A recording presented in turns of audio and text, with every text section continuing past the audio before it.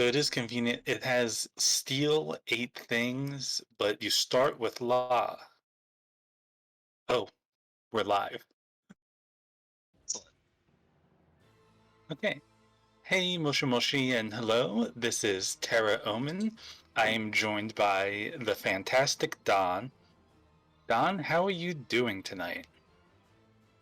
I'm doing great. I'm very excited for this. I personally have never seen a Final Fantasy VI Worlds Collide bingo before, so it should be pretty interesting to see how this goes. We've got a lot of very fun boxes, and by fun I mean fun for the viewers, not so much fun for the players. But yeah, we're gonna get to see some NPCs we don't usually talk to. We're gonna get to see some unique boss fights, or at least unique boss strategies for some of this. And one of my favorite things to point out, just as we go start here, is that the progression for this seed is time based. So I love that so many of these boxes just take time to do, and it will make the seed more and more difficult as it goes on. Yeah. And while we're waiting for everybody to start, we just kind of look over the bingo card a bit. We were discussing some of this right before we went live. Some of them are very simple, like sleep at 6 different inns. Takes a little bit of time, but if you're going around doing shopping, that's not too hard. Some of them, however, are pretty tough. We were just talking about the center square, where you have to talk to every person in Vector, including the Guardian mech. And when you talk to the Guardian mech, it starts a fight that you can't win. So you have to then flee from the fight. So that's a little bit of a tough one right there in the middle. Yeah, I think that's pretty mean as far as center boxes go. But some of them are things that you see pretty often in a normal run. I mean, learning 6 dances shouldn't be too much of an ordeal. 5 monsters in a box is something that happens fairly often. Um, Never use a multi-target heal. Uh, Happens sometimes just naturally in a seed if you don't get the right items or spells. And then, of course, sometimes we have really wacky ones like catch 12 fish or fly backwards from one check to the next.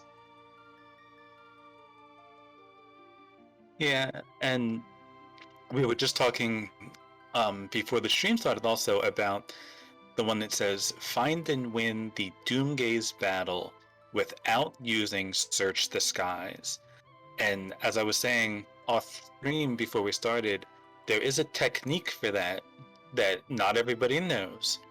When you get on the airship in the World of Ruin, the Doomgaze battle is fixed at a certain spot on the map, and it stays at that spot until the next time you land the airship and then take off again. So if you get on the airship and you turn it just a little bit at an angle, you can start looping around the world map, and you just keep flying in that direction and you keep getting a little further to the east every single time.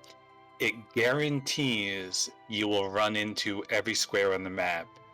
So it's a technique that speedrunners use on 100% to guarantee that you'll find Doomgaze, but it's not a technique that everybody knows. That is very true. And Tara is being very kind when she says not everybody knows that, because I did not know that until exactly 4 minutes ago. But now I know, so that's pretty interesting. Um, And knowing is so half the battle. exactly. Okay, and according to the Discord room, the race is starting. So good luck to all of our runners, and let's see what we got. We do have a lock and Setzer start. Now, I believe lock was put in there deliberately because the seed has fixed him that he was guaranteed to have the steal ability, and one of your squares on the bingo board is steal 8 things. So that is guaranteed to be possible as long as you put the time into it. Yes, indeed. And Locke is the only one who will have steel in this seed, so very kind to start with them. And then we've got a Setzer with Rage, so obviously Big variance skill right there. Could be great. Could be not so great. I saw a very early Minerva picked up by Doesn't. Always happy to see those early on as Javinator's checking the weapon shop in ruined Narsh, picking up an economizer for his troubles. I also saw he checked the Cursed Shield, but it looked like it was 21 battles, so I doubt we're gonna see that. Probably not. Not for 21. So we do have, for this race, we have 6 required characters, 12 required espers, and 1 required dragon, though there is an additional, not requirement, but an option. You can pick up 8 characters, 14 espers, and that will allow you to skip a bit of KT, which is a bit of new tech in the Worlds Collide randomizer. It'll be interesting to see if anyone takes that option. I would expect a lot of people will, because with all the bingo requirements, you're gonna need to be doing more than you normally would. So it's possible you'll end up picking up more checks along the way, regardless. That is a very good point. It'd be interesting to see when our runners start deciding to really focus in on these bingo squares. Obviously, right now we're still just a few minutes in and doing some initial looting. The Turner's Hideout does have an inn. Be interesting if Doesn't chooses to sleep at this inn for one of the required 6 for the sleep at 6 different inns box. Yeah, I mean, if you're going around doing looting and shopping, it would be worthwhile. Because everybody already hit Narsh. I didn't see anybody hit the inn. But if you were gonna do it, it makes sense to do it while you're here. Does Narsh have an inn? I don't think I've ever been inside that building. Actually, I don't know. Because it's got the bucket to heal, so I don't know if it has an inn. Yeah, exactly. I've never thought about that. Doesn't is heading to South Figaro. Probably gonna do some more looting there. Looks like it's that figure very very rich check. Sorry, you were saying? yeah. Well, we also have Javinator is up in Kolingen, probably to hit the Kolingen Inn check since they have Setzer, and doing a little bit of shopping at the same time. Yeah, certainly no reason not to. Picking up Shadow, nice character, has Sketch, which could be used for one of our bingo boxes. Successfully sketched Final Kefka. Would love to see that as a great capper for someone's bingo board. Shadow, of course, also opens up some pretty nice checks in his own right. And again, with this progression based on time, not checks, there's really no reason to not, knock out some of these freebie checks as quickly as possible.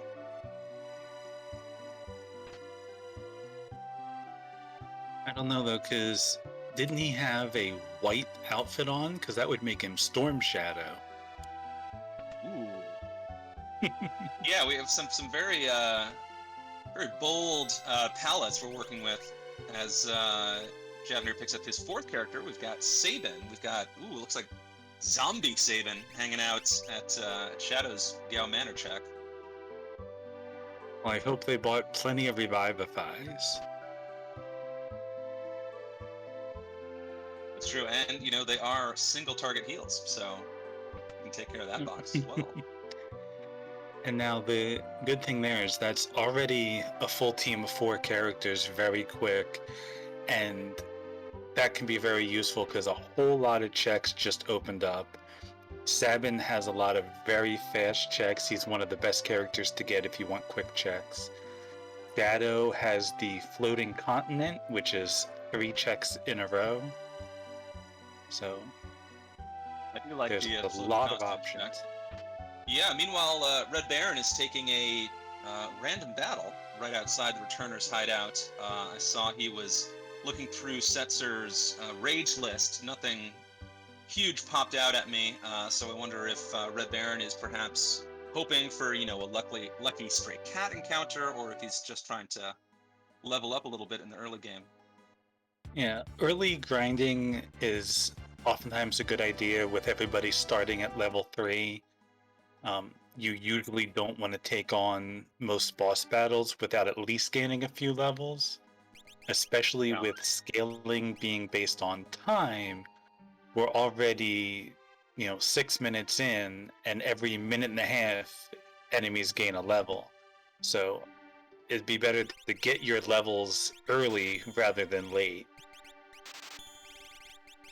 That is very true, as we have Javinator heading into Zen and World of Ruin to do this collapsing house check. Javinator already up to 4 characters, so progressing through some of these early checks pretty quickly. It looks like Doesn't and Red Baron are focused a little more on, some early looting and shopping and gearing up. Yes, and Doesn't is also in Tizen, and it looks like they're getting ready to buy the item from the Tizen thief.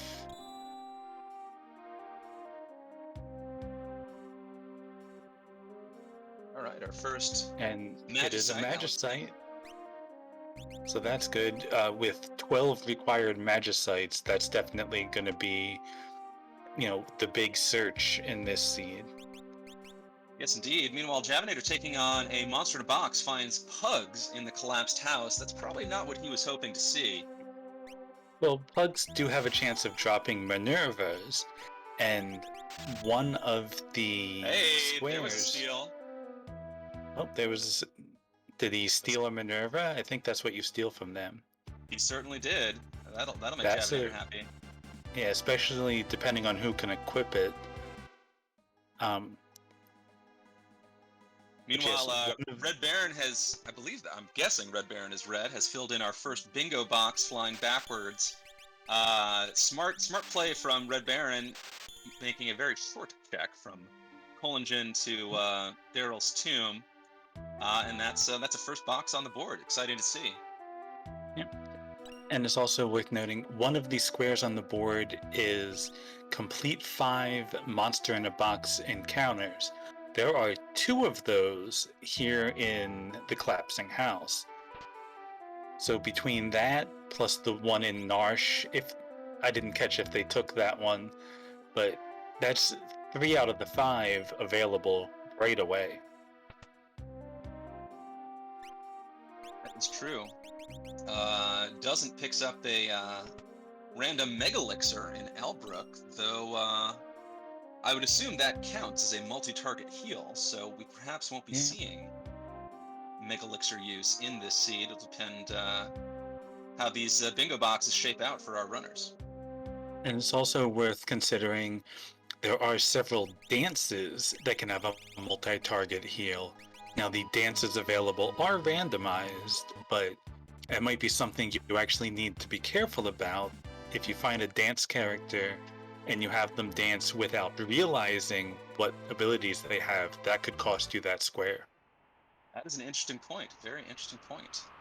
I just want to point out, Doesn't checked out that Alexander Magicite that he picked up, and it's a pretty juicy one. It's got HP plus 50, and it has Ice 2 and Fire 3. So I'm sure he's gonna slap that onto his characters as soon as he can. Yeah, getting access to tier 3 elemental magic early is really good, especially with Lock with Steel means he's really going to rely on magic for any offense. And with Setzer having Rage can be powerful under some circumstances, but it's also very unreliable, so being able to have magic as a backup helps quite a bit. Absolutely. Javinator now through the collapsed house picks up his first Esper, which was, I think, Shote. So we'll see what that has. It has absolutely nothing. Wow, a dead Esper. And we just saw Doesn't flying backwards on the way to Kolingen. So looks like that's going to cover that chat.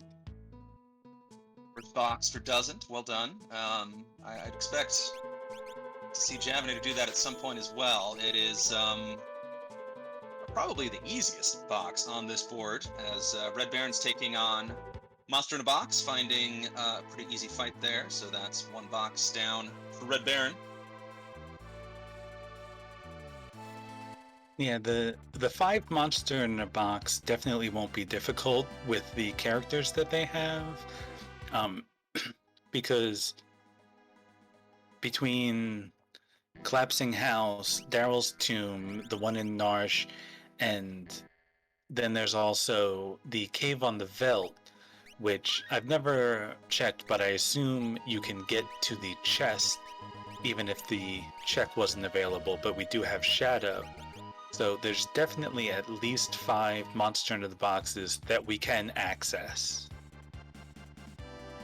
That is very true. Javinator flying backwards towards the Imperial camp to do one of Saban's checks.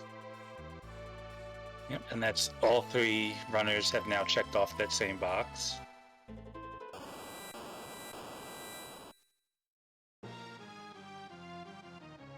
Indeed.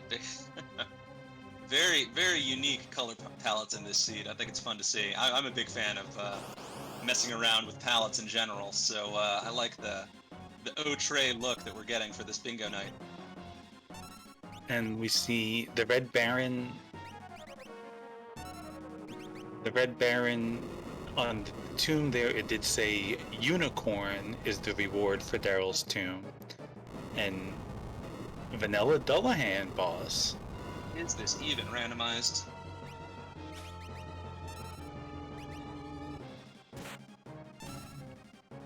And we have not a lot of damage on Red Baron's side. Still early on, so I wouldn't expect to see too much trouble. Though this Pearl spell is probably going to hurt. Yeah, that's one of the reasons why you definitely want to get some early levels, because we're at the point where 12 minutes in, so that'll be what, like, trying to do the math in my head, 8 levels that the enemies have gained. Yeah, I mean that's a not insignificant chunk, especially for this this very low damage team that Red Baron is running at the moment. Meanwhile, we do see on everyone's screen we see Locke going in for the steal, so I expect all the runners to knock off that steal 8 things bingo box before this race is over. Yeah, I definitely think Javinator is making a really smart play with the Imperial base, because there is no boss battle there, just a series of fixed random battles. And that can be a good way to, level up a little bit to get your characters stronger before you get to a boss fight.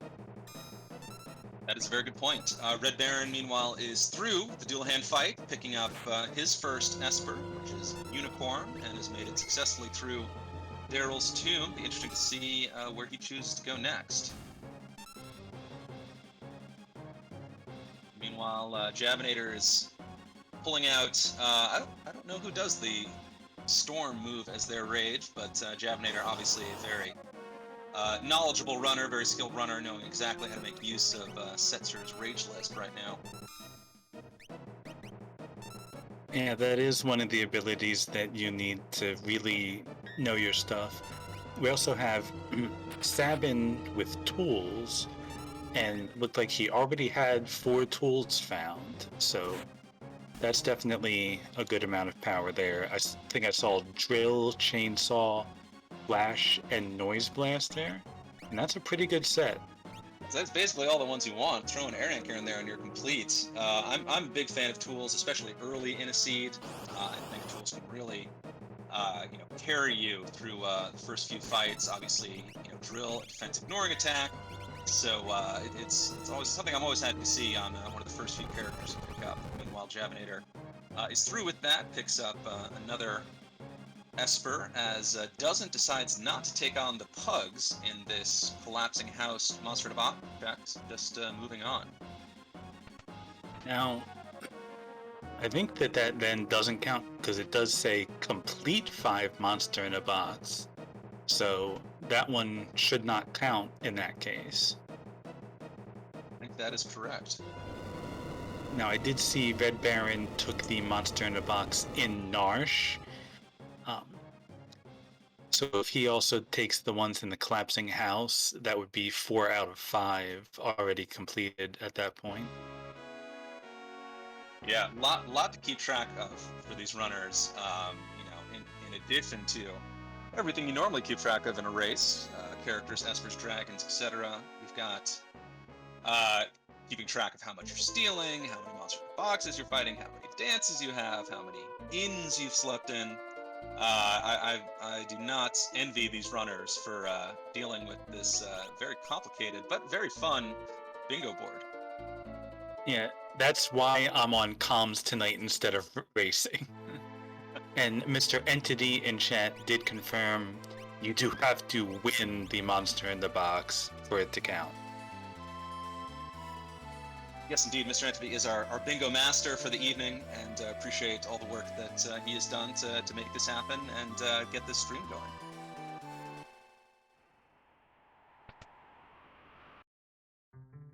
Meanwhile, just couldn't help but notice that South Figaro sells dragon horns and pearl lances, so that would be tempting for Oh, anyone that's with, pretty good combination. I know. We have to see if we find any dragoon boots or a natural jumper. We have Shote Esper with no spells and no stat bonuses. That is a very sad piece of magicite. But, adds to the total.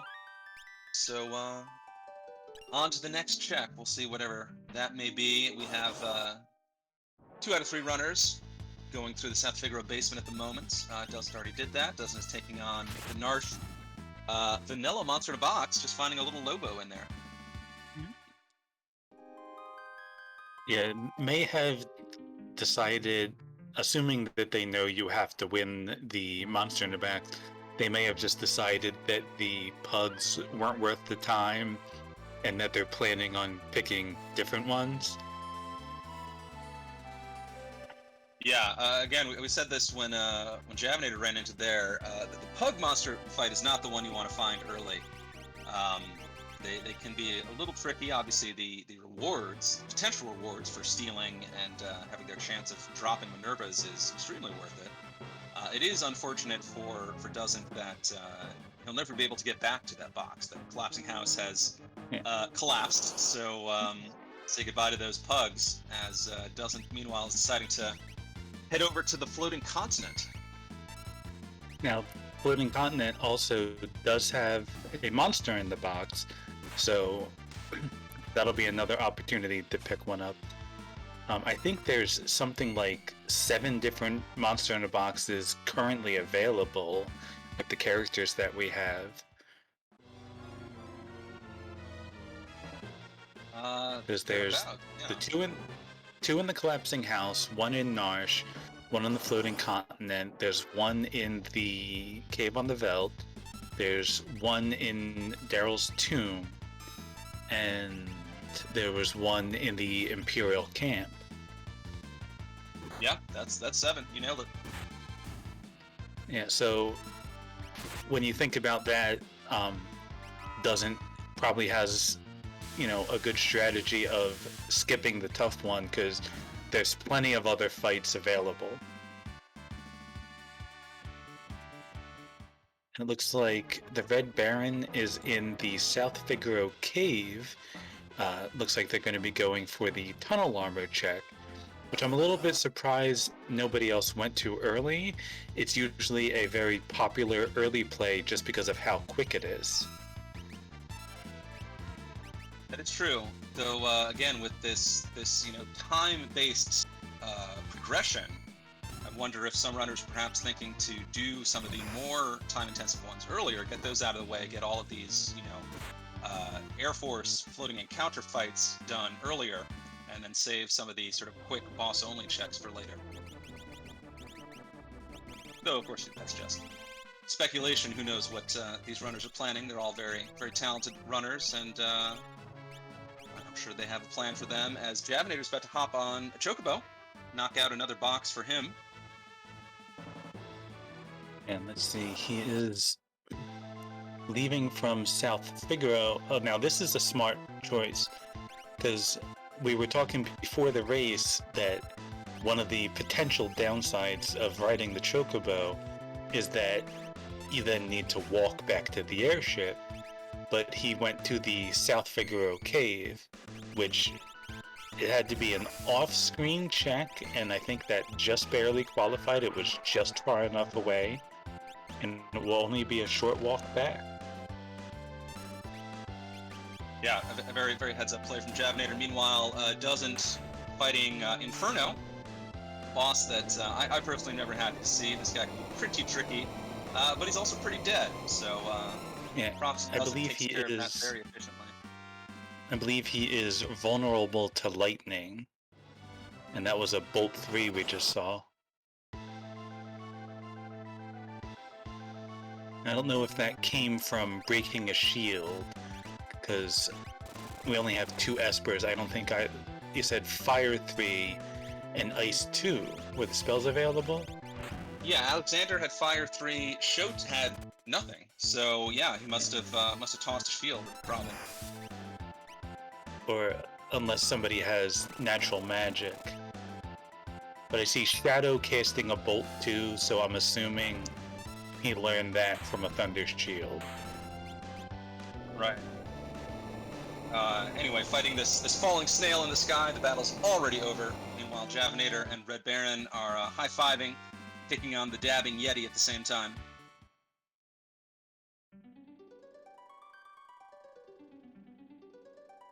Yeah, unfortunately, Red Baron doesn't yet have much in the way of strong offensive abilities, so it looks like he's not hitting very good damage, and he is trying to run away now,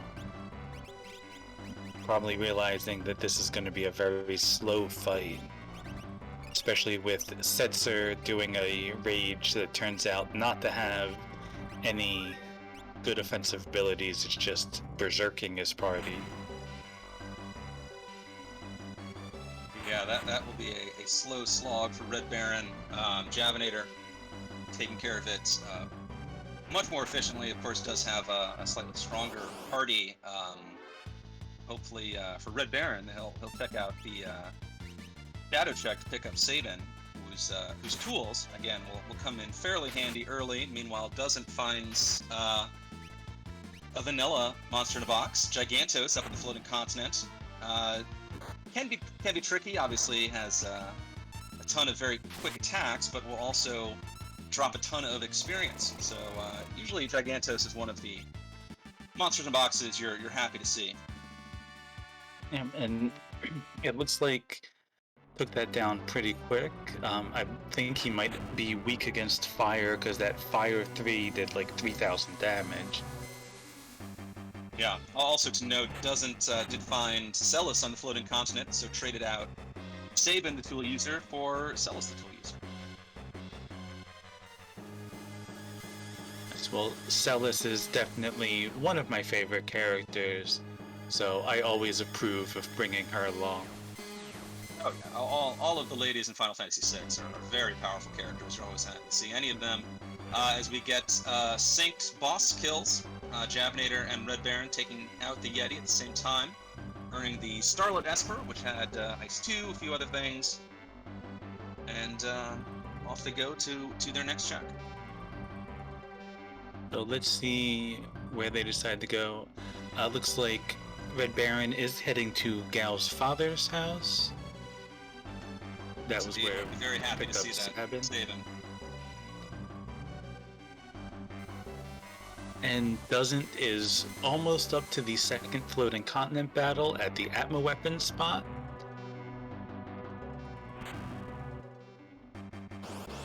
We have a white airship down below.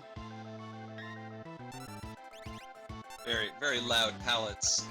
And Doesn't find Rexol. A very frustrating boss. Can be a little dangerous. Usually is not. Usually is more annoying than difficult. Obviously, very, very high magic defense for Rexol, and those 2 little soul savers in front are infinitely respawning.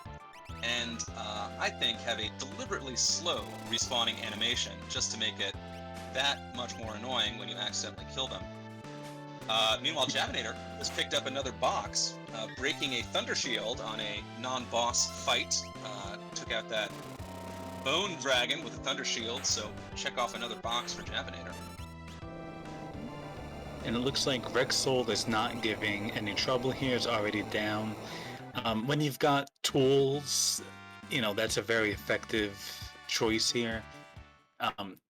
One of the things you don't want to have against Rexol is anything with random targeting like Blitz, because if you had something like that, you're going to end up hitting the Soul Savers too often. But that chainsaw did some good work and got through that fight quick. Yes, indeed. Tools coming in strong again. Red Baron is in the Imperial camp, ran into the monster in a box, found a Master Pug, and decided to warp stone out of there. So, no complete monster to box for Red Baron for the Imperial camp at least. Yes, but there are definitely plenty of them available. Oh, absolutely. I mean, all the runners will, of course, have the opportunity to complete 5 monster boxes. It'll be just more interesting to see which 5 they pick as they continue progressing through this seed. And Javinator is at Mount Colts, is about to do the boss fight at the Vargas spot, while Doesn't is doing the escape from the floating continent. There are several forced encounters here.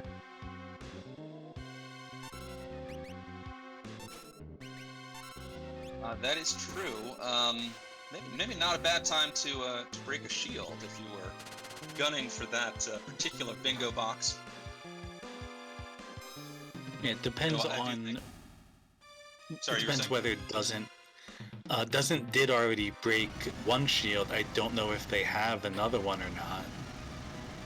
Oh, and we have at Mount Colts Sir Valagarmanda Esquire, as he is properly called. Yeah, and you know what? Another chance for Tools to shine with that defense ignoring drill, as Doesn't finds tentacles at the end of the floating continent. Shouldn't be too much of a problem. Tentacles, of course, can be very scary early on if you have, just 2 or 3 characters, or at least I've certainly had issues with them as the, first or second boss you find in a seed. But Doesn't doing very good work there. Knows exactly which tentacle is weak to fire. Takes that one out very quickly. Yeah, it's definitely a good party to take on Tritok because, the only magic you can use is either non-elemental or fire because all the other elements are negated. And Tritok has extremely high physical defense, so those Fire 3 spells and the drill are really going to help. Yeah, I mean, that's basically the perfect recipe for taking care of Tritok. I just want to call out, Red Baron has Ice 3.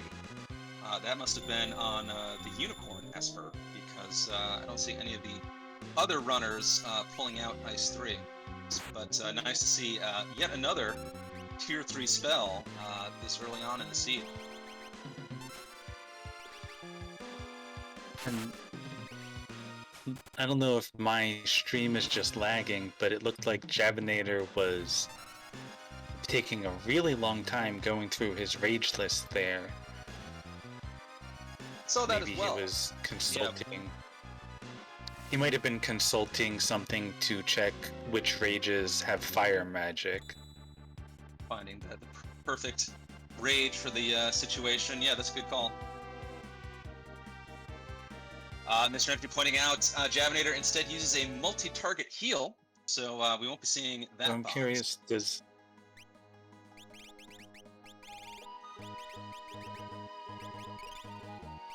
I'm a bit curious why he's not using the Fire 3 spell. Did he not learn that?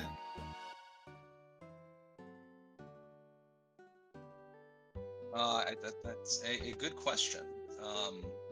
But just for sort of bingo strategy, interesting.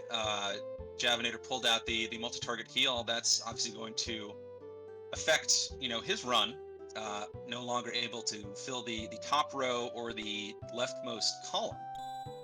So he's Or going to have the to, diagonal, either. or one of the diagonals. Very good point. So we'll see how he adjusts his strategy this seed to compensate for sort of closing off some options for himself. And it looks like doesn't, with that Celeste is heading into the basement and found the Siren Magicite. Very useful in the final battle on tier 2. Very true. Meanwhile, Javinator's just having kind of a nightmare of this Tri-Talk fight. His tool user is now frozen. Sketch isn't really going to do the job. He clearly does not have Fire 3 magic at his disposal. So this is a frustrating one. Now 3 out of 4 characters frozen. This is not what you want to see. Yes, the only way to deal with that is to cast a fire spell on your own characters, and if you have Fire 3, you might kill yourself doing that, so it's one of those times that Worlds Collide makes things more difficult, because playing vanilla, you pretty much always have access to Fire 1, which is perfect for that.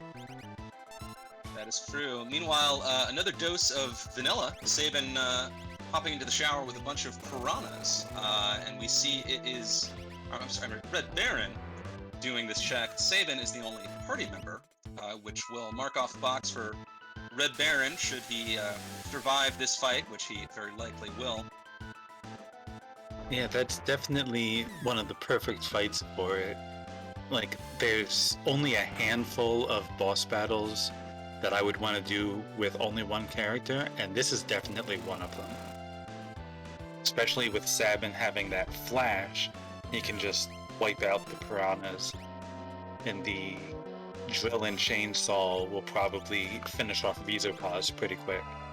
Yeah, absolutely. Javinator finally deciding to cut his losses, reset out of that Tri-Talk fight, as Doesn't deciding to take on this Master Pug that I believe Red Baron skipped earlier.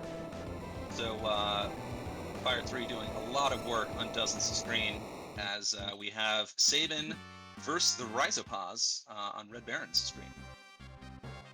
And maybe somebody in chat can help us out here on whether Javinator ever learned Fire 3, because that would have made the Valagarmanda flight just completely trivial.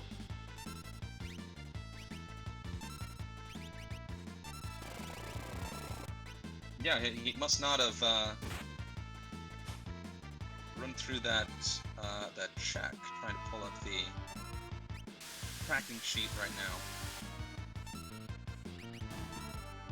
Meanwhile, the Rhizopause is putting up a fight. Sabin is at half health at the moment, choosing to swing rather than use tools, and is slowly bleeding health. Now critical. Pops an X potion, probably smart on Red Baron's part, as this surprisingly tough piranha is not going down easy. And I am just taking a quick peek at the tracking sheet here, and one thing that I am seeing is the Tizen Thief in the Woods is the only one with that marked off, and that was Alexander. And Alexander was the one with Fire 3. And that's real shame, because Javinator did Collapsing House. He was in Tizen, and for whatever reason, I guess, didn't buy that. And is probably going to be regretting it when he finds out that that's where that Fire 3 is. Yeah, that could have big consequences for this race. Yeah, Red Baron, meanwhile... Sorry, you were saying? I was saying not only for the Valagarmanda flight, but just because Fire 3 is a lot of good damage output.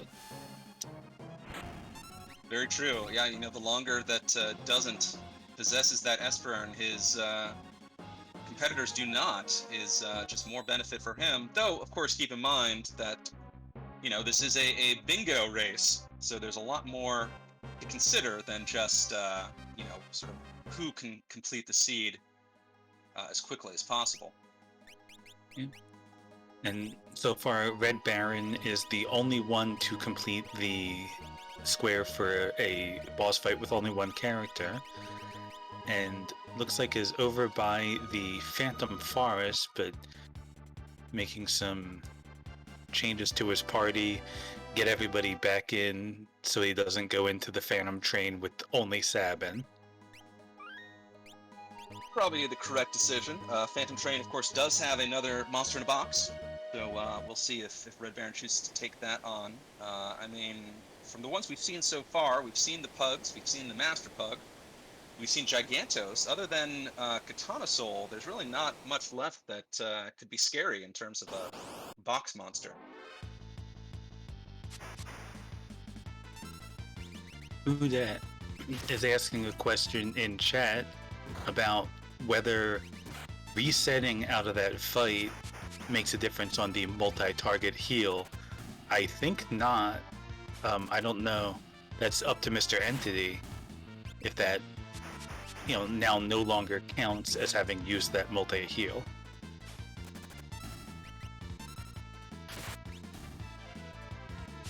And looks like Mr. Entity is ruling that because Javinator reset out of that fight, the multi-target heal box is available for him again.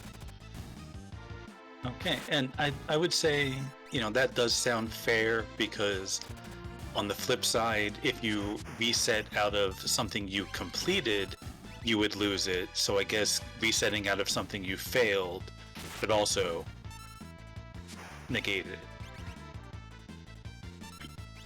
Baron finds an ice shield in the Phantom Train, decides to reset out of that. I think it's sort of interesting, a little more interesting to consider than it would be in a normal race, because you know that one of these boxes asks you to break a shield. Yes, but to find more and easier checks. Yeah, I don't think even with that box that the length of time Phantom Train takes would be worth it. Doesn't meanwhile taking down the Rizopos, but with a full party,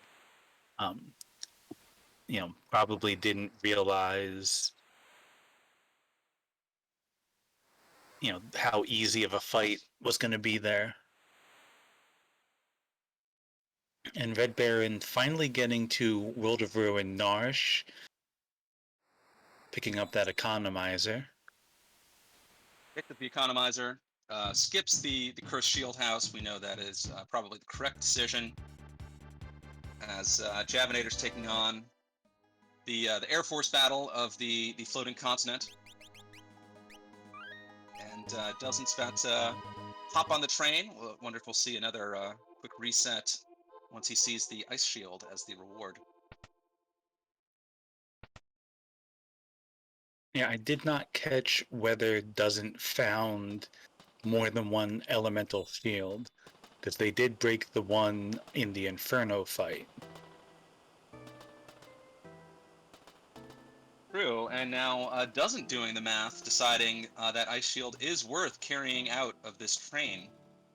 Something I thought of when Red Baron reset is another one of our boxes is defeat 2 Ultroses.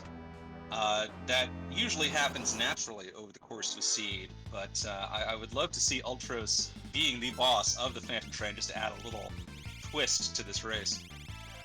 Yeah, and it definitely looked like Doesn't hesitated for a moment.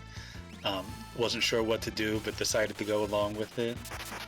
Javinator pulling out Starlet again, just to make sure he can never use that top left box. Has either consciously or not decided to close off those options to him again.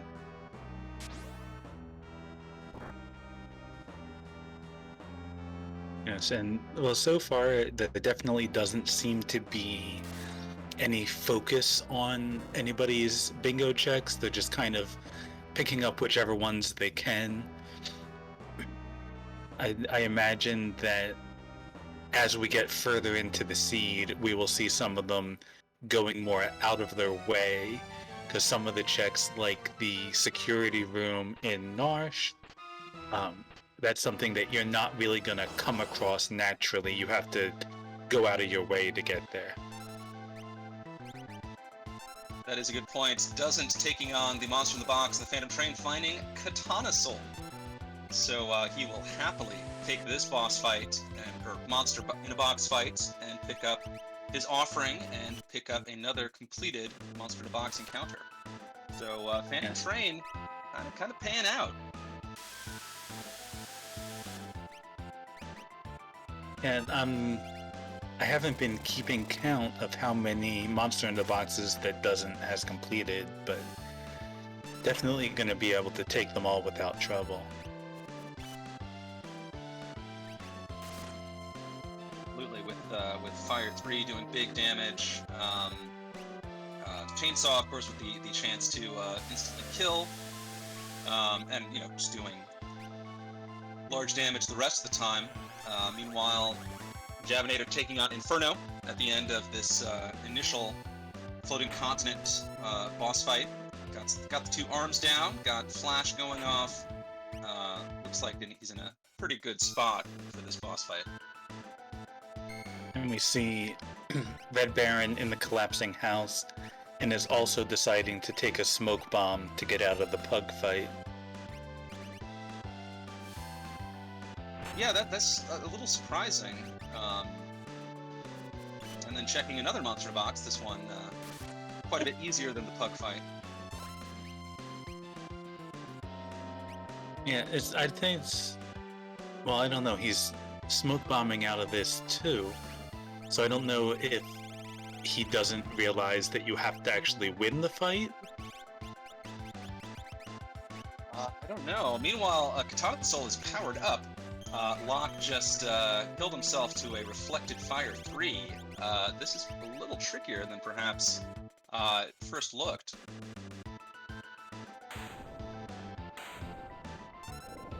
And looks like some balls get the job done. That does finish off. Doesn't survives with 2 out of 4. And of course, we'll be very happy to see that offering relic. Yeah, I don't know if they found a great weapon for it yet. We'll have to see, if something like a Valiant Knife shows up. There was an Atma weapon in one of the Floating Continent treasure boxes, so that could be an option. Yes, with the new, stronger Atma weapon, that's definitely become a very common thing to use, and that flag is on. So the Atma weapon will be a very nice weapon to use with offering. Yeah, and as a matter of fact, we see doesn't puts that on immediately. Locke is now level 32, which is sort of the minimum level when Atma really starts to cook. So hopefully we'll see some fun X-Fight attacks with that Atma weapon. Meanwhile, we see Red Baron is clearly committed to this sleep at 6 different inns. This is at least the second one that he has spent the night in, as Javinator is fighting this snail as he's falling out of the sky. And Dozen has run into Chadar Nook. Not usually a particularly difficult fight. No, and again, that Fire 3 will really come in handy. I do like that we have a haunted boss on this haunted train ride.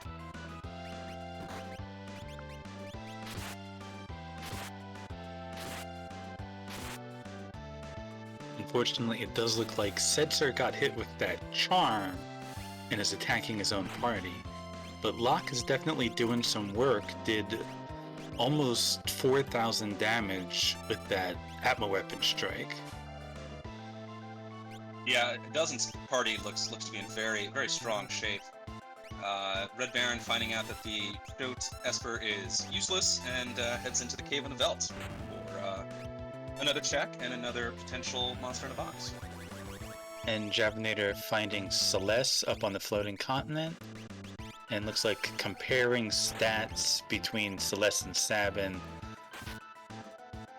to see which one's going to be more useful as a tools user. So another thing to keep in mind is that one of our bingo boxes is always take the most recently acquired character with you for at least one check. Oh yes. So that is another consideration when you find new characters. And we have the presenter fight showing up, and Houdat is very happy about that.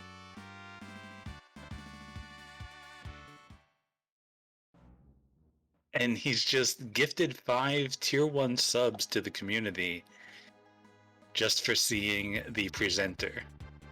Oh, how kind! Thank you, Houdat. What a present from presenter.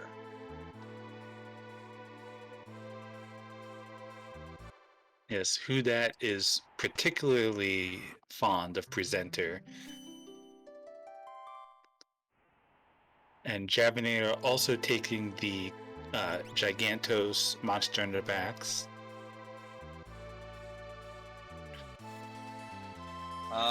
Yeah, Red Baron, I guess not as big a fan, decides to smoke bomb out of there, as Doesn't has completed 5 monster in a box encounters, gets to check off that bingo box. So the board is starting to take shape a little bit. We can see some options for some of our runners. Will be interesting to see how they adjust their strategies to fill out some of these bingo boxes.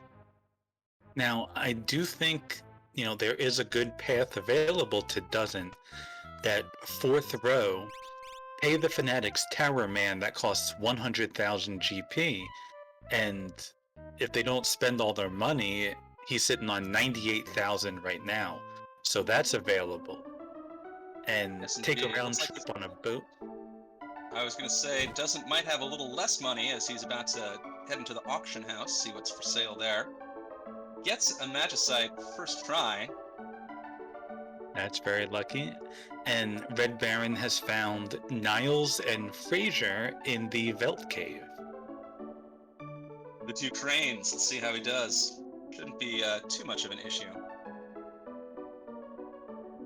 I always forget which one is weak to fire and which one is weak to bolt, so I just use ice on them.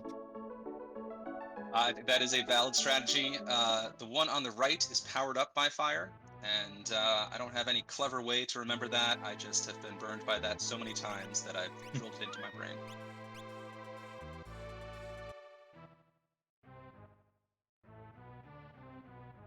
Yes, and as I was saying about that 4th row, the round trip on a boat, while a little bit time consuming, is not a difficult thing. And successfully sketch final Kefka is one you do need to leave all the way until the end, but we do have a character with sketch available. That is very true. Doesn't finding a second Esper in the auction house. So auction house really paying off for him. Now, remind me, Tara, and maybe help out some of our viewers. What are our options for boat trips? So there was some discussion in chat about this, whether a raft counts as a boat, because if it does, the Let River could be considered one. Alternatively, there is a boat trip between Nicaea and South Figaro, and that's the only one that I can think of that's available in Worlds Collide. In Vanilla, you do take a boat to Thamasa for your first trip there, but that cutscene is not available in Worlds Collide. Good to know, thank you. Meanwhile, Doesn't find some earrings for sale in Ruined South Figaro, also finds dragon boots. So we see all 3 pieces of the Dragoon trifecta if anyone is so inclined to follow that route.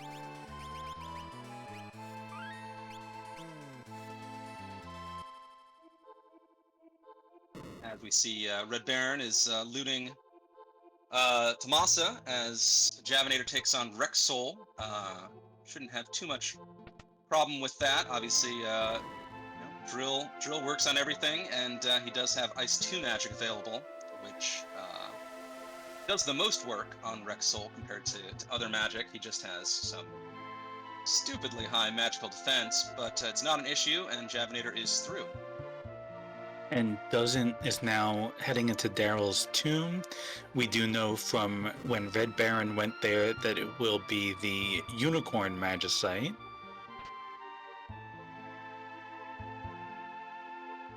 Yes, indeed. So doesn't doing very well in terms of Esper collection. This will potentially be his 8th Esper of the 12 required. So as we are now 50 minutes into the seed, we are seeing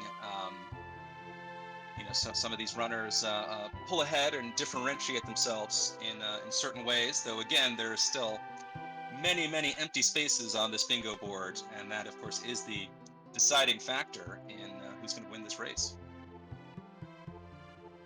Yes, the auction house luck definitely helped quite a bit there. It's always kind of a crapshoot. Sometimes you have to check it 8 or 9 times to find a Magicite, and sometimes you just find them back to back. That's true. Worth pointing out, another one of our bingo boxes is buy everything in the auction house in World of Ruin. So Doesn't has already made quite a bit of progress on that particular box if he decides to pursue it. And there's a discussion in chat about what counts as a boat.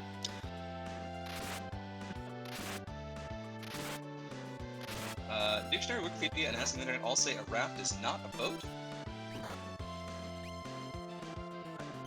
Isn't a raft a type of boat? He says boats need to have shaped hulls. All right then. Well, Mr. Entity is our bingo master for the evening, so he wants to make that ruling. Fair enough. Yeah, I think if I was a runner, though, I could make a pretty good argument for the raft counting. But we haven't seen Terra yet, so it might be a moot point. Doesn't has gotten through the Daryl's tomb check, so we're going to see where they decide to go next. Grimwolf, that's a really good point. They're called gravy boats, not gravy rafts.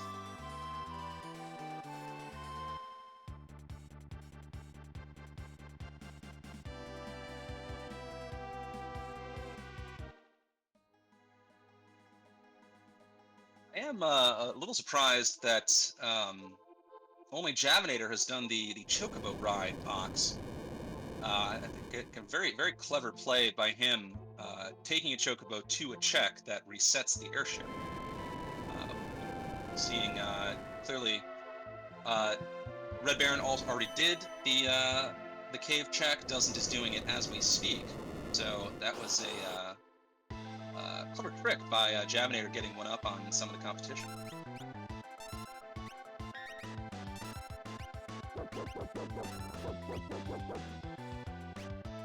And it looks like Red Baron is now heading to Mount Colts, where that Sir Valagarmanda was waiting. And I have not caught yet whether Red Baron has any fire magic. It looks like Doesn't is still the only one who's visited the Tizen Thief, but I don't know if any other fire magic showed up anyplace else.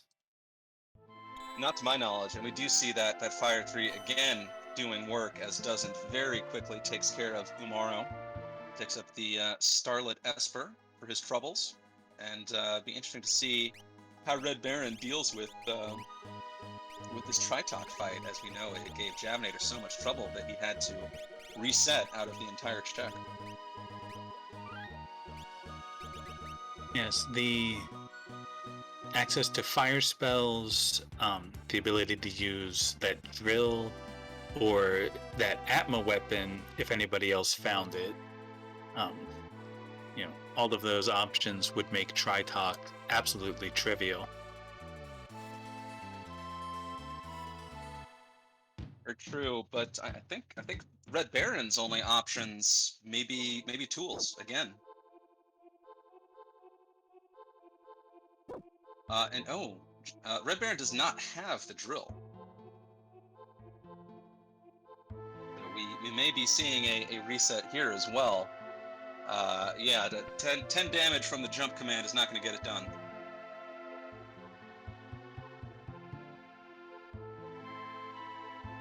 Now he is going through the rage list, and I believe Commander, if I recall correctly, is Fire 1.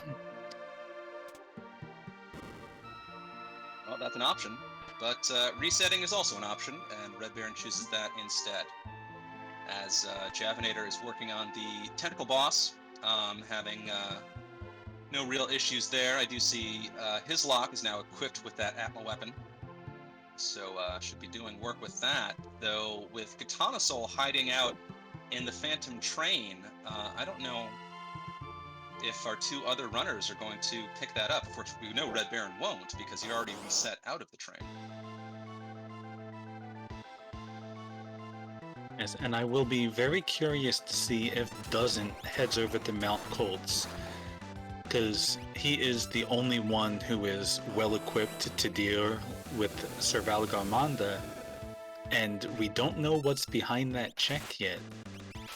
We have only found 5 characters total so far out of 6 required, and it's entirely possible that you'll have someone there that opens up a lot of important checks.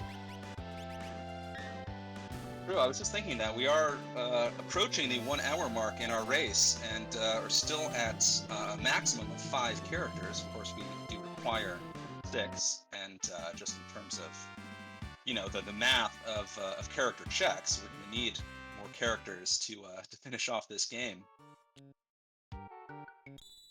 No one's done the Phoenix Cave, to my knowledge, so it's always possible that there's a character hiding in there. Yes, that tends to be a check that a lot of people leave till later because there's no required boss, but it takes a lot of time switching back between parties, hitting all the switches. So it tends to be an unpopular early check. That is true. It does have a dragon, and there is 1 dragon required for this seed, but only 1 dragon required. There are many ways to deal with that via the World of Ruin Opera House, of course, the 2 dragons in Kefka's Tower itself, but something that should keep in mind. Yes, and I don't believe anything on the bingo sheet mentions dragons, so not necessarily a priority. We have Red Baron now heading up towards the floating continent, so he will pick up Celeste. Yes, indeed. We'll pick up Celis. We'll perhaps pick up the Atma weapon as well. Our bingo board has temporarily disappeared, but I'm sure it will be back soon as Javinator takes out Presenter.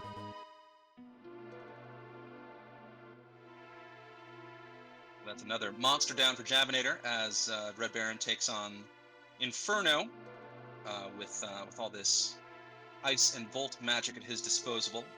Looks like he's well equipped to take care of that. Now, an interesting play here I see Doesn't heading up through Narsh, and without Mog available, this could only be for Kefka at Narsh. That is a check that a lot of people don't like to do because it is a very long walk and you cannot use a warp stone.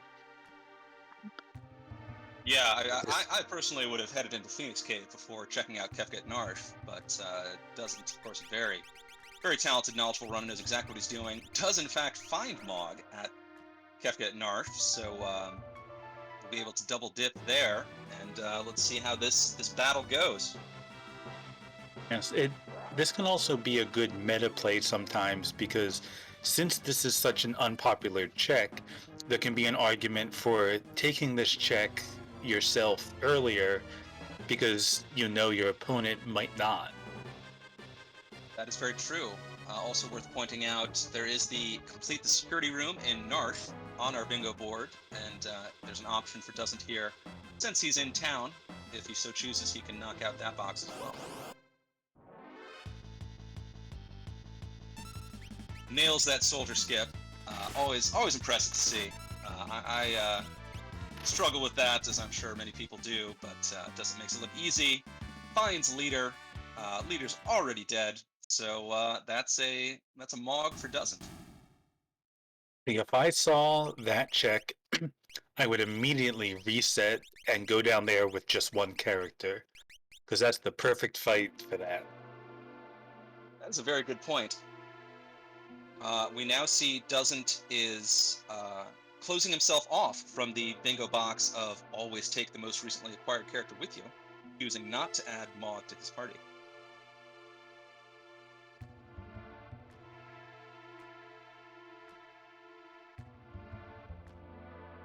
Yes, it will be interesting to think about what sort of path he decides to take. I'm still looking at that fourth row as probably one of the easiest ones available to him right now.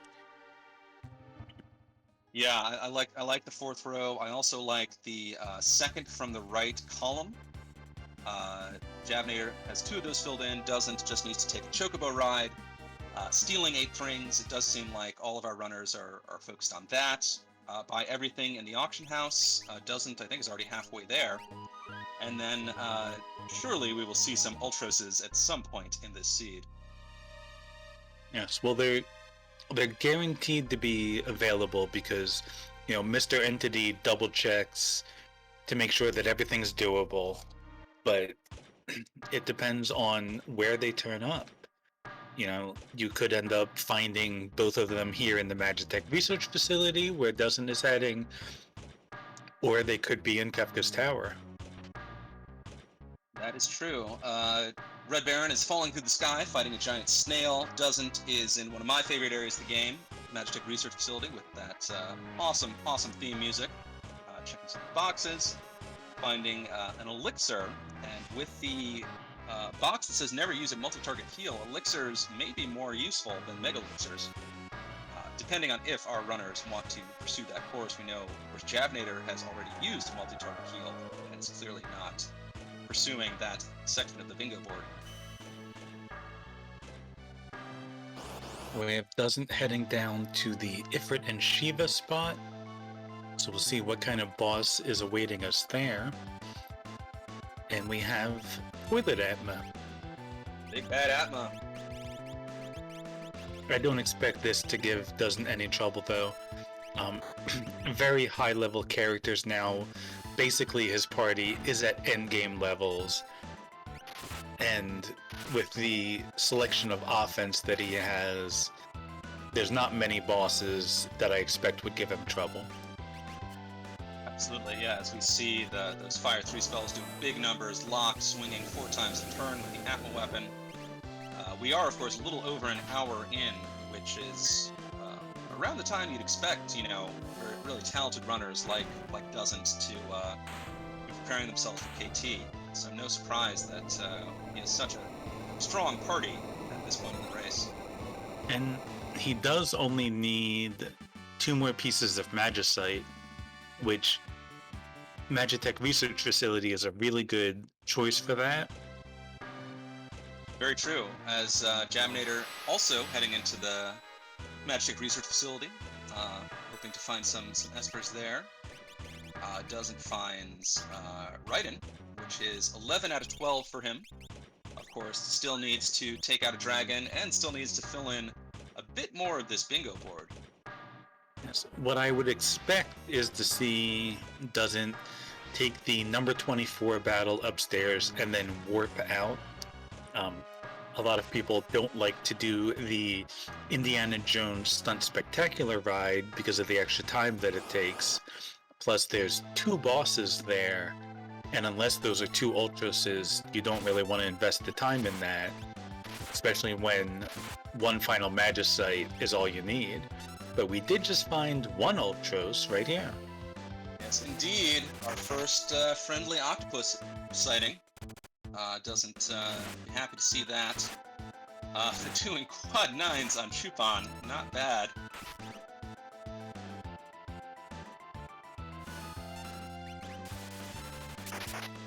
I would expect, though, with that only being the first Ultros, I doubt that Dozen will really go for that now, because that would require going into more checks, trying to fight more bosses, when the 4th row down is something that can currently be done without any more checks. You can just bang those things out. That's a very good point. It has been a Ultros light seed so far, sort of disappointing. You know, love to see our little purple friend doesn't doing some shopping now as an Aura Lance for sale. So that's generous of Sen. As Javinator continuing to steal, nabs a Drainer from his Atma fight.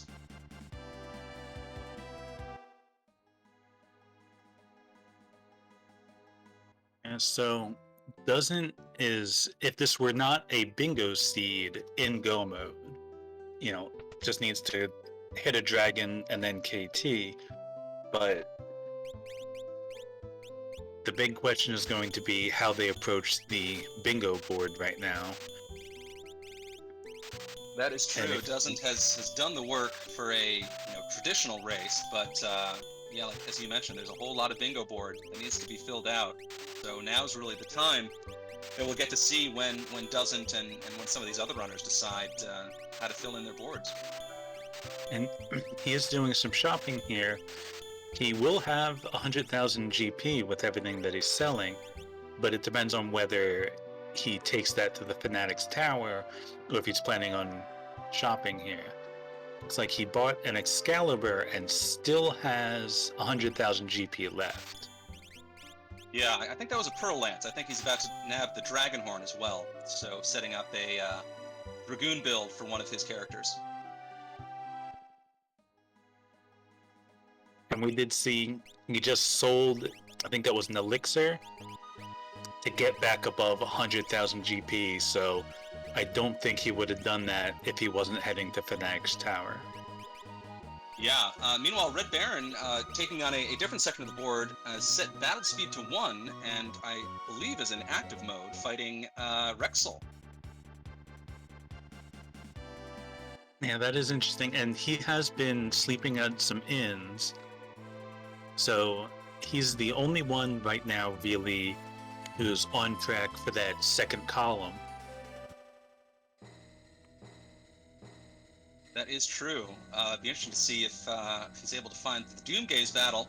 Meanwhile, doesn't about to spend a whole lot of money paying the Fanatic's Tower fella.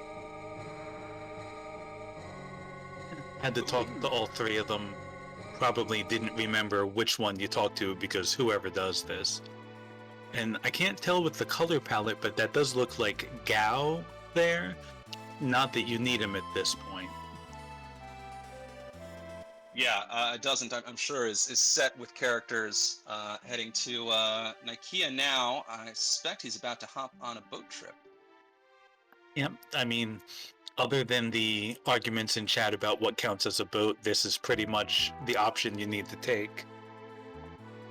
And then after this, he can go straight to Kefka's Tower, because that last square doesn't happen until you actually fight Kefka himself. That is true, and I personally am very excited to see what Sketched Kefka does. I don't think I've ever done this myself. So I'm looking forward to seeing what that is. I'm guessing it's not Ultima, but it'd be pretty cool if it was. I don't recall. I'm sure somebody in chat knows. Ceiling Cat says that it is Ultima. Oh, that's sweet. I can't wait to see that. Now, I don't really know what these sketch mechanics are as far as your chance of success. So we'll have to see, it might take multiple attempts. And in a fight against Final Kefka, that can be dangerous. If you're sitting there sketching over and over again, who knows if you're going to be getting hit with, multiple goners or something while you're waiting. Yeah, that'll be fun to watch. It's a risky play, but the one that doesn't seem to have chosen has now taken a round trip on a boat, a shaped vessel, as we've learned during the course of this race, and heading to the ruined Opera House to take care of a dragon, and then can basically head into Kefka's Tower at his leisure. Yep, just a few more minutes, and not at all unexpected, doesn't has a significant lead. He is definitely a very skilled runner. Came in second place in the Coliseum tournament earlier this year. So, I don't think anybody will be surprised at him having such a good time. By comparison, Javinator and the Red Baron are only about halfway through their Esper checks, but they are pretty close to each other. Javinator is only up by 2 pieces of Magicite, so the race for second place could still be a tight one. Very true, and you can sort of see on Red Baron's part at least some planning on this bingo board. The only one to defeat a boss with one character, the only one to defeat a boss in active mode, battle speed 1. And of course, we have seen Red Baron sleeping at inns, so it looks like we know what Red Baron's going to be targeting on this bingo board. Yeah, I think Atlantic Power is really just a matter of enough random battles to get the money, and I think it's going to be finding the doomgaze fight without searching the skies that could be a tricky sell for Red Baron. Hey, and Javinator is taking the minecart ride. Look at these Mode 7 graphics from the Super Nintendo. well, there we go. Now, it is worth noting when we talk about bingo strategy, before the race on Discord, Javinator did say he has never done bingo before. He is a skilled runner. He does tend to get good times, but he doesn't necessarily have experience with this type of race, and that could actually work against him. That is very true. As we've mentioned earlier, it's so much to keep track of when you're in a bingo race, on top of just the quote-unquote normal things you want to keep track of in a Worlds Collide race, the characters, the espers, the dragons, the checks, etc. There's all this other stuff on top of it, so it's a daunting task, and I'm very impressed with all of our runners for tackling this very unique, very fun bingo race. Yeah, I don't think that I could handle running one of these. That's why I'm in the booth today. But yes, we do have Dozen in Kefka's Tower. Another 5 minutes or so to get through to the gauntlet. Yeah, entered the tower right around 1:12, so pretty good time for him. Javinator running into some ogres who are annoying bosses because they love to zombify your party. Nice block there by Shadow to avoid the zombification. Yes, and it is worth noting that we are definitely getting to a point in the seed where scaling might really be a bit of a problem, because it was every 1.5 minutes that enemies will gain a level, and level scaling maxes out at 50, and so I think we're just about at the point now where enemies are hitting that max level. That is true. Yeah, we have definitely entered endgame in this bingo race, which to be honest, I think works in the runner's favor. I think at a certain point, scaling really benefits characters more than it benefits enemies. So getting these big chunks of experience every time they take down a boss or random fight just adds that much more strength to these characters. So it should be a fun, high-powered finish for a lot of these parties. Yeah, and that is something, when you bring up the way scaling works, that is very unique to Worlds Collide compared to other randomizers like, say, Final Fantasy IV Free Enterprise, where the early game in a randomizer like that tends to be very easy because scaling based on locations means that the early game bosses are always weak and things get harder later on, and you usually do a late game grind. And we have like the exact opposite, where you usually like a little bit of a grind early on to gain enough levels, and then after that scaling, increasing the experience usually keeps you at really good levels all the way through the game, so you never need to worry about your levels again. That is very true. It's a very good point. Something a little unique to the Worlds Collide randomizer. I know people who run Worlds Collide frequently always have that feeling of cracking a seed. You know, it starts pretty tricky. You're level 3, which is, you know, useless. Got to find the early items, the early gear to outfit your party, and then that feeling when it sort of comes together and suddenly your party is set, your powers are online, and you can really start getting to work is always a very satisfying feeling. And we have Red Baron, who has picked up his Celeste from Floating Continent, is going down to check Celeste's cell, while Jabinator picks up the Crusader Esper. Oh, and he has found Kefka. There we go. Just need to sketch him, right? I'd love to see him try to argue that. I don't think Oh. Bingo Master Miss Entity would be having it, but I'd love to see him try. Well, here's the thing. If you fight this Kefka and then you never do the final battle, that technically makes this the final Kefka that you fought. Yeah, Mr. Entity is saying he would accept it if Jab stops playing the game after this fight.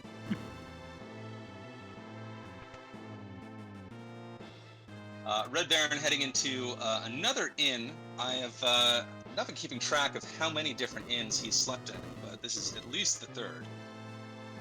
As Doesn't is now approaching the final gauntlet of boss battles before the final battle itself, and I'm sure he would like to see some Ultroses. Oh no, excuse me, Javinator is purple. He would love to see some Ultroses.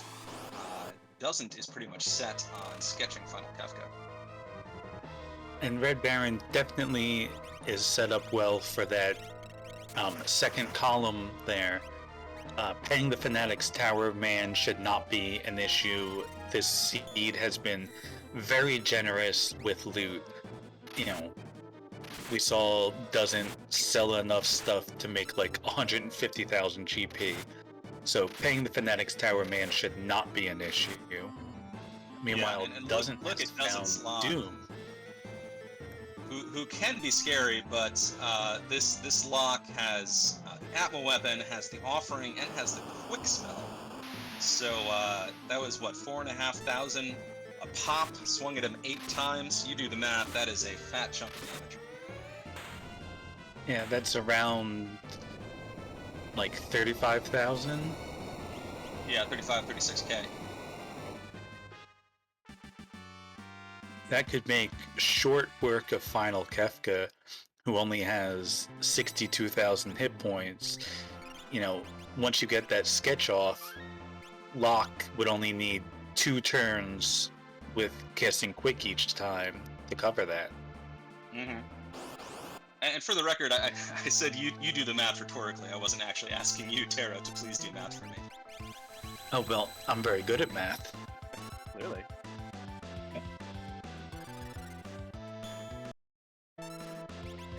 And we have found Magimaster, who can be a very tough boss to deal with. He has extremely high physical defense and evasion, but that Atma weapon is just gonna tear him up. Yeah, this is a real powerhouse Locke character we have here. I love using the... Oh no! Magimaster also a bit of a powerhouse, and drops are supposedly endgame Locke pretty rudely. So that's a reset for Doesn't. Yes. Hopefully he saved recently.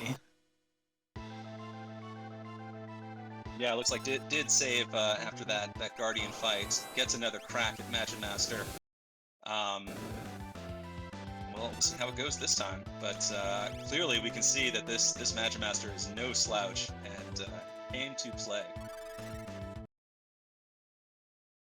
Now, a possible strategy here could be cast that quick, do one round of attacks and then heal, or he might just decide to try to power through it. Yep, he is casting a Cure 3 there from within the quick, which Yeah, I mean, should with keep with him the alive. Atma weapon, you definitely want to heal before swinging. But yeah, putting out big numbers now. This is really a kind of DPS race between Doesn't's Lock and our Magical Master. See how it goes. Now, I imagine he's at full hit points. He'll be able to do another volley. He just did about 21,000. So if he hits that same amount twice in a row, Magic Master's just going to be done.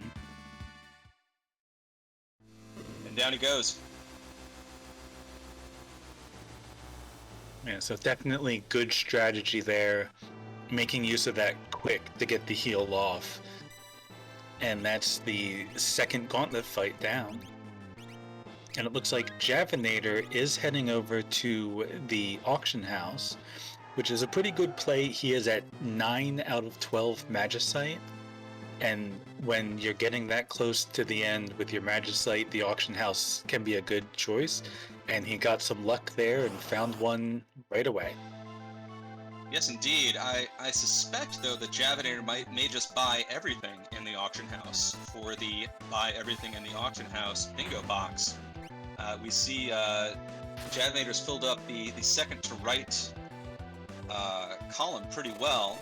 Of course, we do know that Ultroses have been few and far between in this seed. I think there was just the one in Magitech Research Factory, so hopefully Javinator checks somewhere that hasn't been checked yet by our other runners and finds an extra octopus for that column he's working on.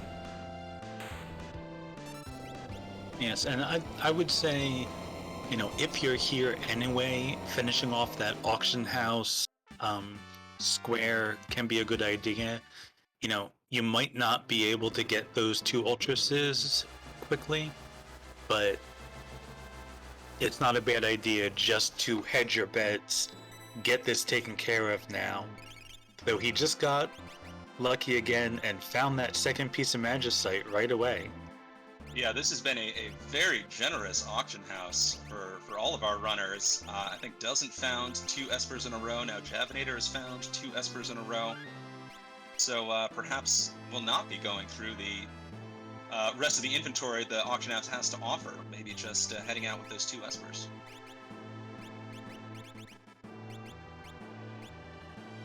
And it's still been a very stingy seed when it comes to characters. Doesn't had to do the Kefka and Narsh check just to find his 6th, and Red Baron and Javinator both have been sitting on 5 characters basically since Floating Continent. Yes, I will be curious to see where they find the rest. We did see Gao at Fanatic's Tower, but nobody has found Strago yet to unlock that.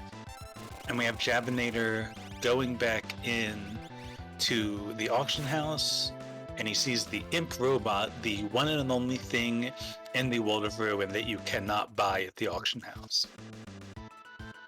Vargas just do 7,000 damage on Sabin? Something hit him for 6,800 and change. Well, enemies have scaled up to level 50, and even a normally weak early game boss like Vargas gets pretty strong when the scaling is this high. That's a good point. And now Doesn't Setzer is on the clock, has been condemned. Will need to get those jumps in before his time runs out.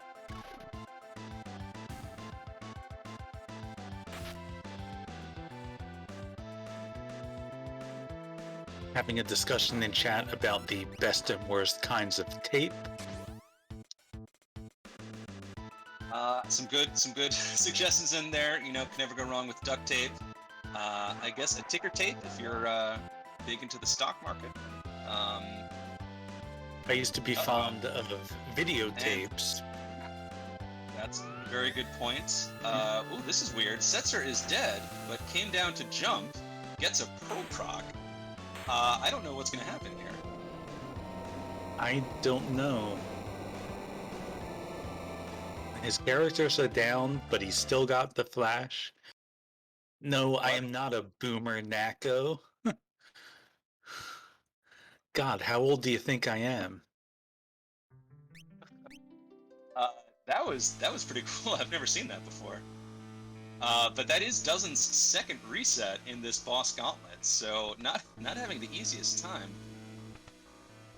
Yeah, Kefka's tower bosses can be surprisingly tough sometimes. You know, you go in here with only 2 characters in each party, and in this case, 4 out of your 6 characters you've been using, but the other ones are going to be weak. Like Sabin only has 500 hit points there, because he's been on the bench since Celeste showed up to take his place.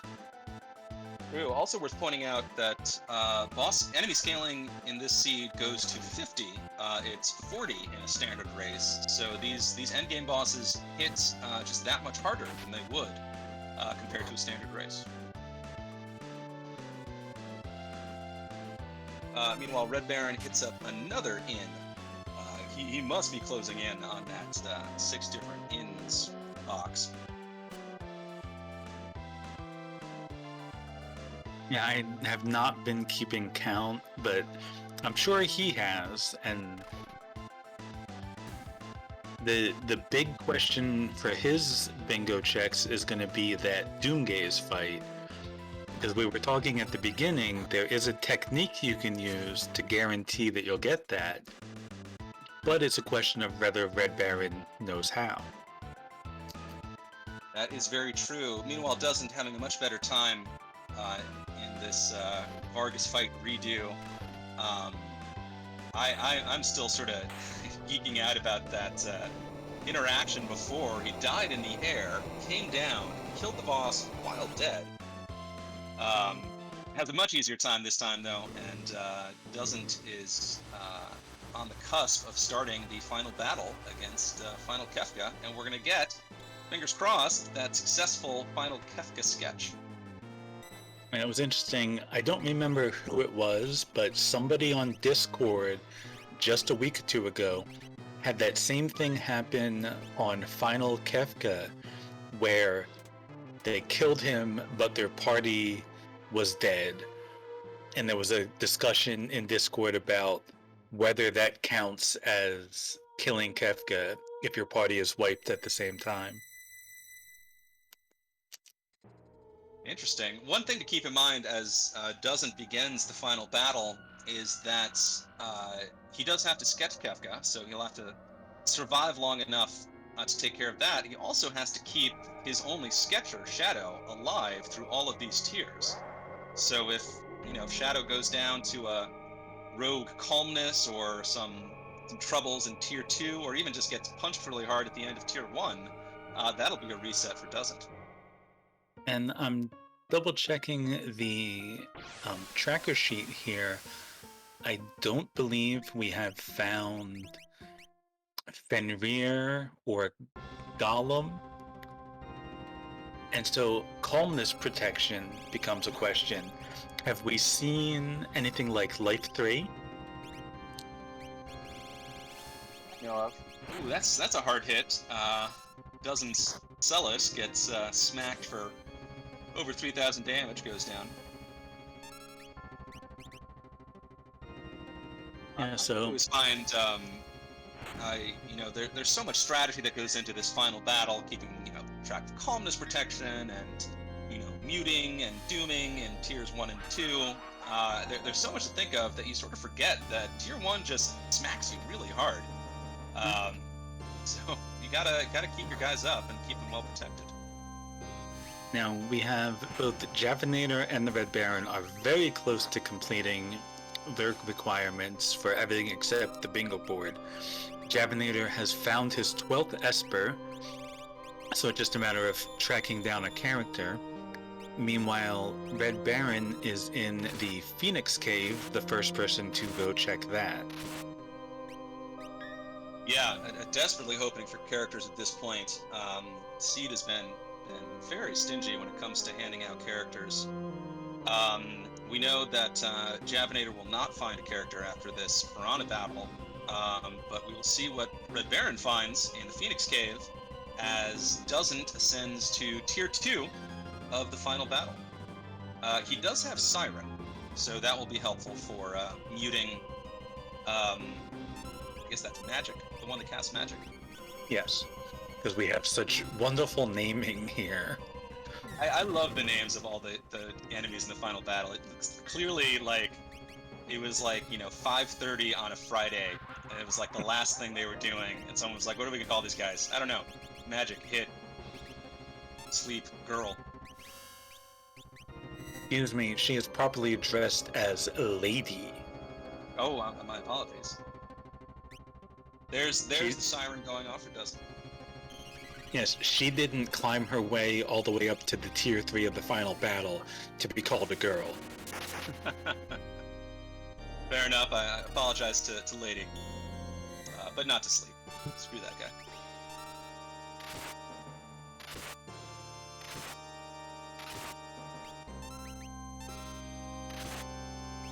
I like that. Yeah, Lady and the Tramp. That's perfect. Yep.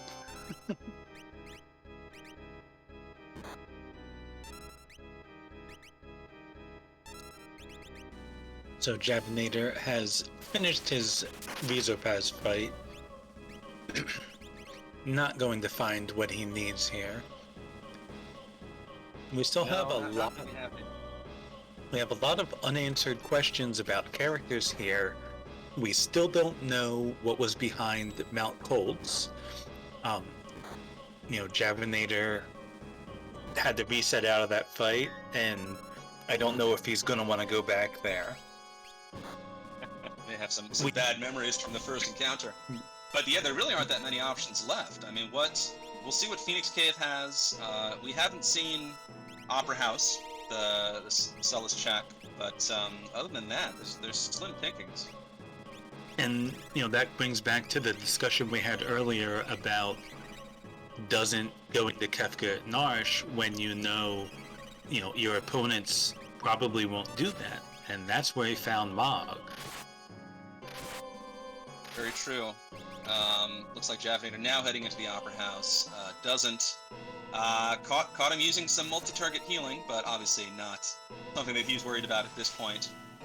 Celeste is down again, but Locke and Shadow are both nice and healthy, and that's what he needs for this fight. Obviously, Locke's going to do the damage, and Shadow's going to get that sketch proc. You see, I'm mean, and I really want to see Shadow die here to force the reset.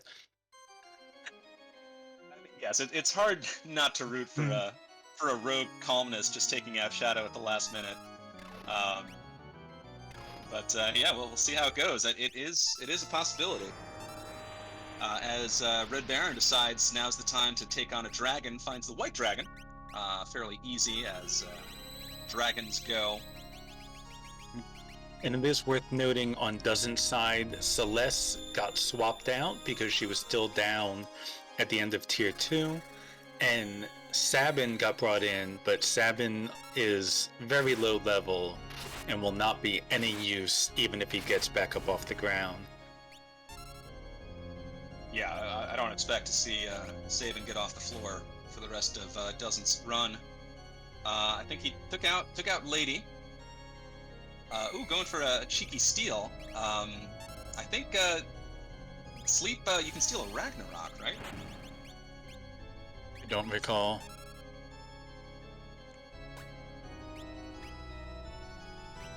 We see Doesn't tossing fire threes, tossing super balls, tossing this quick offering Atma weapon lock. The result of the fight is not in question. It's just will Shadow survive it?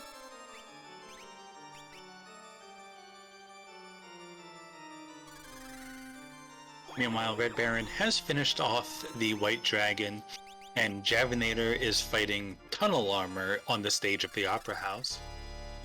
Oh, and we see here, now this was quite smart. He was holding Locke's turn on Doesn't side, and I was wondering what he was doing. He was waiting until he knew that Sleep was almost dead, and then had Locke cast Vanish while in the effects of Quick. And Yeah, Vanish, that's smart play. yeah, Vanish is a tricky one to use here, because if you get hit with a spell like Meteo, it's going to wipe out your Vanish. But making use of that Quick ability is definitely very good strategy to get those Vanish spells up and hopefully finish this fight off.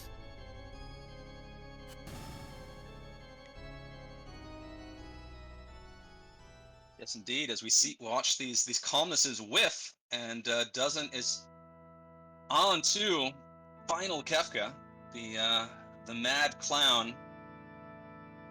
And we'll see how this sketch goes. I want to point out, Javinator did find a character in the Opera House, so it's up to 6. Red Baron sadly did not find a character in the Phoenix Cave, and we'll have to either at this point either do the Opera House, or Kefka Narsh to get to the required 6.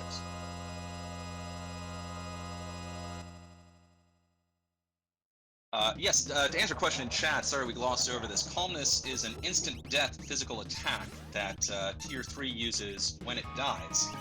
So there's no way to avoid the attack.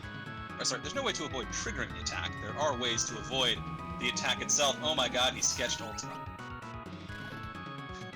And that's so cool. Marks off the last bingo check. And so as long as he can take Kefka out, which I think with this party will be very easy to do, I think we're going to see a win in just a minute.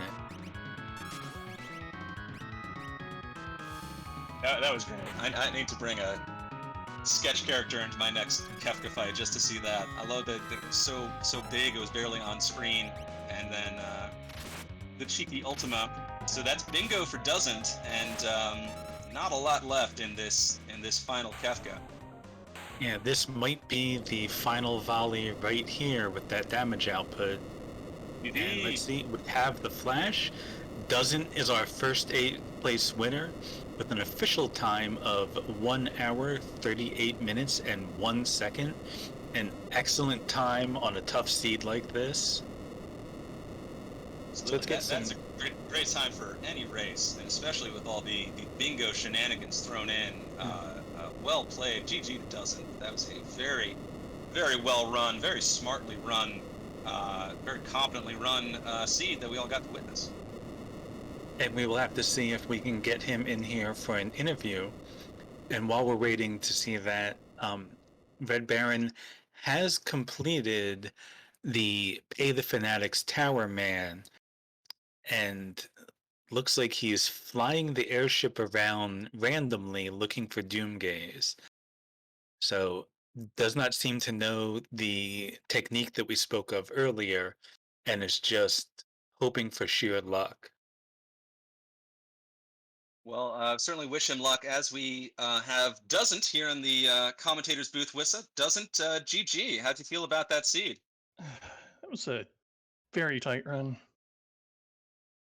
And so we were very impressed with the strategy on Tier 3 at the end, making use of the quick effect to make sure that you could get those Vanish spells up for calmness protection. GG, how'd you feel about that seed? Yeah, I was really worried about that going into KT, and as I was doing locks and I was digging through all my espers because I knew I had no calmness, I was afraid I would have to just get lucky. Because if I lose my Sketcher, then I'd have to restart the whole fight. Yeah, especially since Kefka's Tower was a bit rough. You took a couple wipes on the battles on the way up. I did. I got very lucky with the ordering, though. Magic Master and Doomgaze both being on Locke's path. And we found it really funny, the Vargas fight, that you technically won the fight, but also wiped at the same time. Yeah. That was wild. I've never seen that before. Has that happened to you? I've not seen it either. I know I do that if you stalemated, then it counts as a wipe usually. But I just wanted to see it play out because that's never happened to me before. Yeah, that was great. What did you think about the bingo blocks? It was interesting. I feel like I picked the correct row to go for in the end. That largely came about not knowing that there weren't any ultrases in the early game. It's also worth noting that at the beginning, you were the only person to initially go for the Zen Thief and get that Fire 3 spell, which Oh, no. definitely gave you a lot of power. And both of the other runners ran into Tritok at Mount Colts and had to reset out of it because they didn't have any fire magic. Yeah, I like that Zen Thief. He is. Just go for him early. Yeah, and again, the Fire 3 really helped you out, gave you a head start, because there were a lot of bosses that Fire 3 really worked well on. You made short work of Umaru. You did Mount Colt, correct? I don't remember if I did. I did it late if I did. It was the last of the Sabin checks. Because there was a Triton Actually, no. there. I don't think I actually went there. I went to Kefka and Narsh first, and that had Mog, so I decided, okay, I don't have to do random checks anymore. I can just get Espers after this. I favor Kefka and Narsh because at that point I needed one character and just a couple Espers, and Kefka and Narsh tells you you're not going to get a character here if you're not going to get a character. So I could reset out. Very true. Did you have a strategy for the bingo board before the race started, or were you just kind of Not gonna really. see how it played out organically? I haven't done this before. I thought the rope it might have been scrambled, so I wasn't really strategizing when it came time to do it. I figured it out as I went. I think the really silly part of that run was the Phantom Train more than anything else.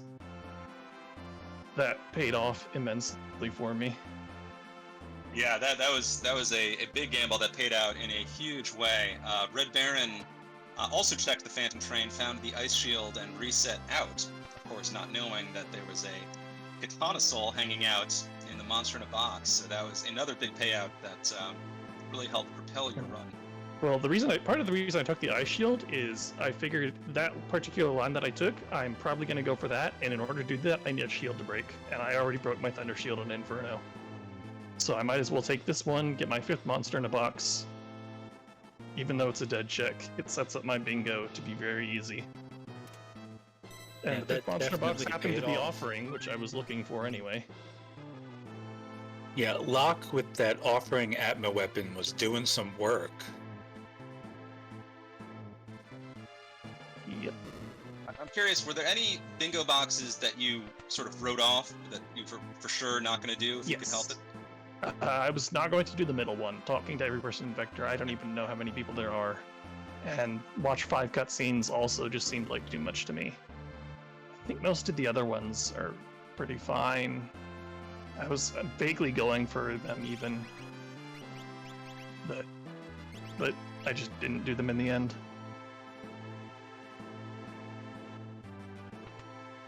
Fair Well, enough. Tara, any other questions? no, I just want to see if you have any final thoughts before we rejoin Javinator, who is in Kefka's Tower as well right now.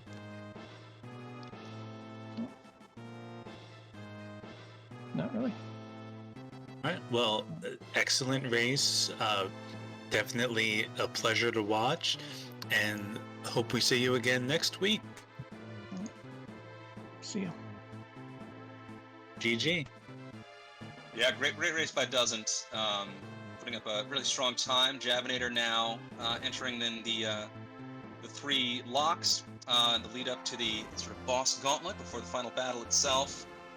Red Baron is in just this doomgaze purgatory right now, trying to find the one square on the map where doomgaze shows up. Yeah, and there's some discussion in the chat, so I'll just go over it again for anybody that missed it. Found it. Oh, and he has found it. But the technique to guarantee it is, as soon as you get on the airship, you just turn very slightly to the side, and then just keep flying, and your path will loop around the world, and keep going just a little further to the east every single time, and it will eventually guarantee that you pass over every square on the map. And doomgaze, when you get on the airship, appears on a random square and does not leave that square until you land the airship. There you go, which I personally did not know before this race, so some real deep knowledge required. Luckily, Red Baron did find the Doomgaze battle, has completed bingo. We are in bingo mode for all of our runners. Unfortunately, Red Baron still needs a few more requirements to enter KT. Javinator, in really just the worst situation you can be in when you've got one character doing all the work and that character's frozen. There's just nothing you can do but wait it out.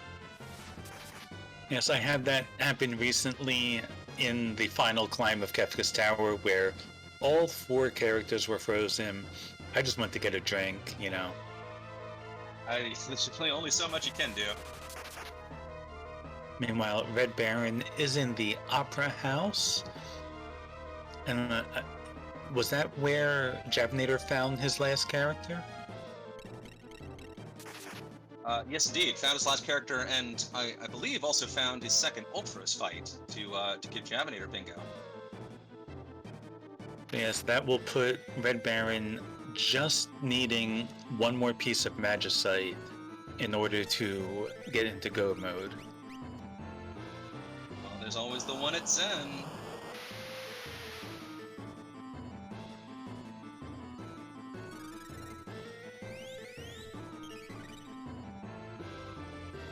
Javinator able to get Cure 3 on lock, who was in a pretty dire spot, but now plenty of health, and particularly as a physical fighter, this is the phase of Doom that is, I would say, the least danger.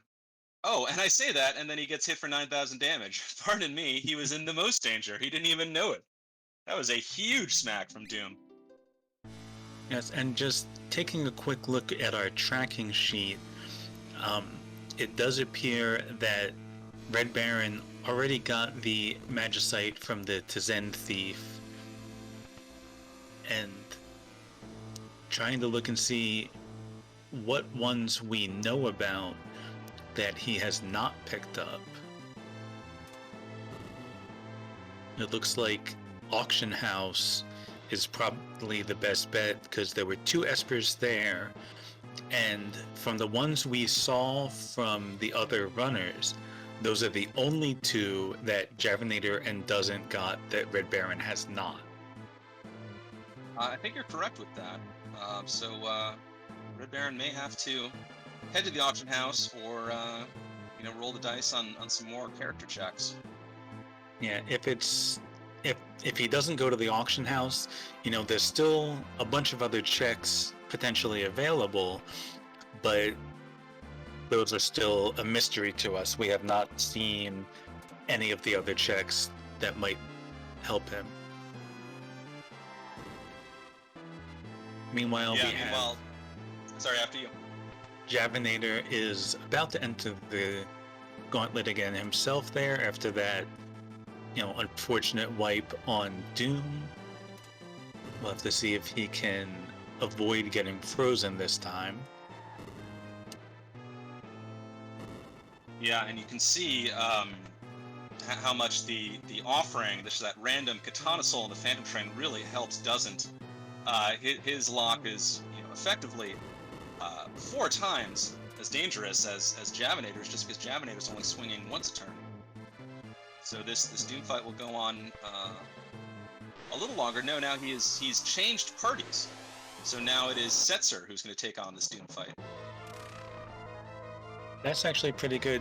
A lot of the times you can't change around if you've already saved after one of the gauntlet fights, but if you have to go all the way back to the Inferno spot, that's a good option.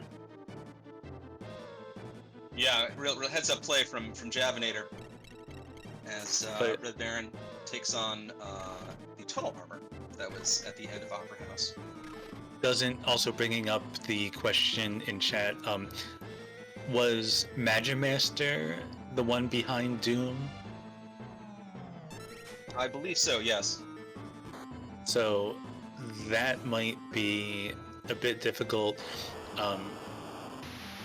With the high physical defense that Magimaster has, you might have a bad time.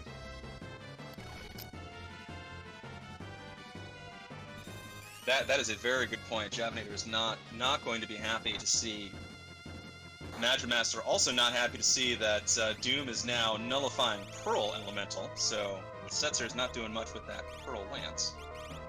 Have to swap that out. And doesn't seem to have any other really strong weapons, but pretty much anything will do as long as it's non-elemental. Or it's going to be, Magimaster versus Umaro. That'll be an interesting possibility.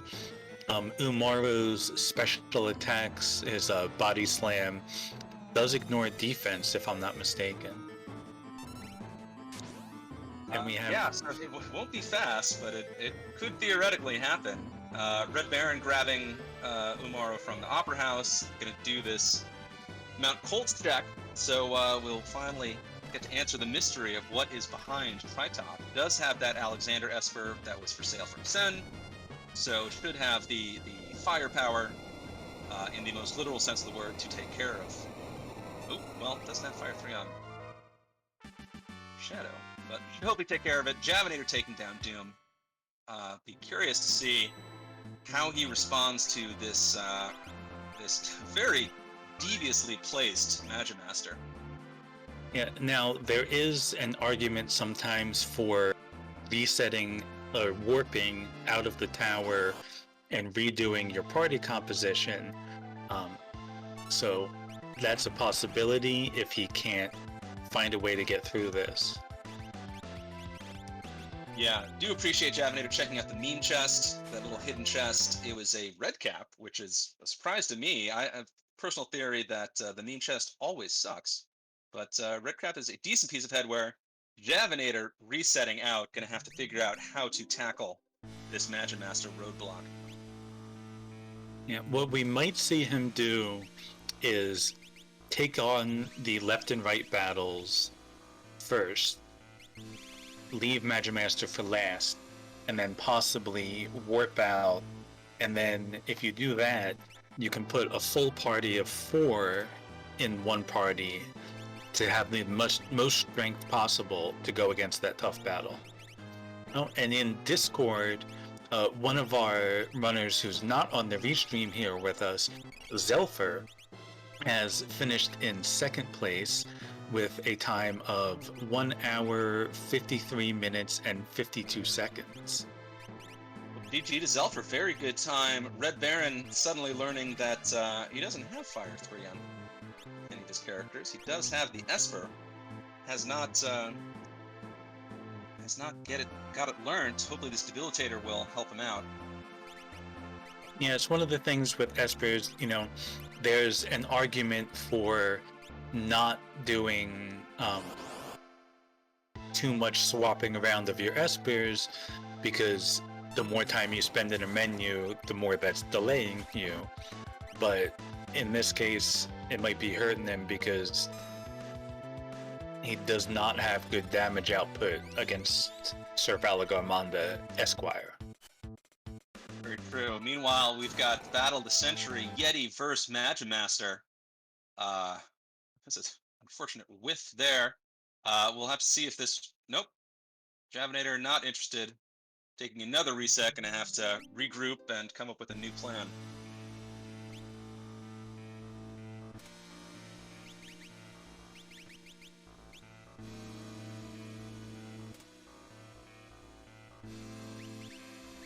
Yeah, obviously the last thing you want to do in a race setting is warp out, have to do KT all over again. It's that long walk, but if that's what has to happen, that may be what Javinator does. We see here the Red Baron has gotten Pearl weakness with that debilitator and broke a Pearl Rod for quad 9s. That's a heads-up play. The debilitator really coming in handy there. Does have 3 out of 4 party members frozen, which is no fun at all. Yeah, it's not often that you see debilitator getting used, but when you can find a use for it, it can be very handy. Now, he does have that Atma weapon. He might want to take Locke out of the back row if he wants to do full damage. I don't know if Atma weapon damage is affected by row. Well, it's doing pretty strong work right now. Atma weapon also doing work in the hands of Umaro on Javinator's screen, hitting for 5,000 and change. That was definitely a smart play there. He might not have the offering, but Umaro hitting for 5k each, that's going to be able to take down Magimaster as long as he survives. And Umaro's got some pretty good elemental resistances. He does start with the Snow Muffler, and I believe his Rage Ring also gives some elemental resistances. Yeah, I'm loving this Umaro solo on Magimaster. Not something you see very often, but working out great so far. Yep, and he's got Setzer there just playing a chemist. It'll only be a couple more hits now. Yeah, meanwhile, Red Baron, funnily enough, got Tritalk to be weak to ice. Dropped a Fat Ice 3 spell and ended that battle. So we'll finally answer the mystery of what is behind. Oh, it's the Esper the Red Baron needed. So he is now in go mode. He has the bingo completed, so he's ready to fight to the finish there. As Umaro continuing his battle of the ages on Javinator's screen. Yeah, he definitely has this, though. With all of the elemental immunities, Umaro is barely taking any damage. Getting healed by ice, taking 0 damage from a bunch of the others.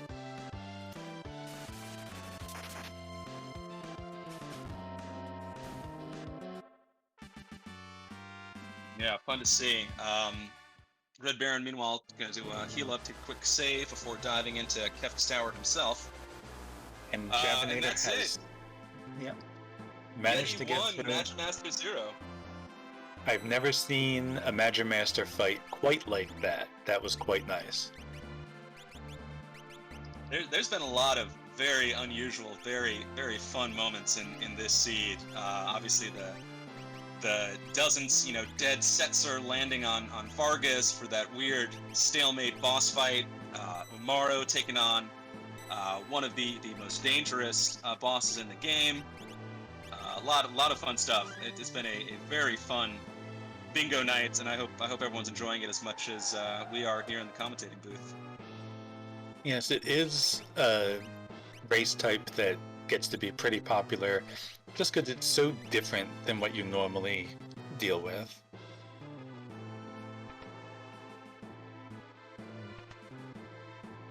Especially since we see, each of our 3 runners all went for a different line of the bingo card.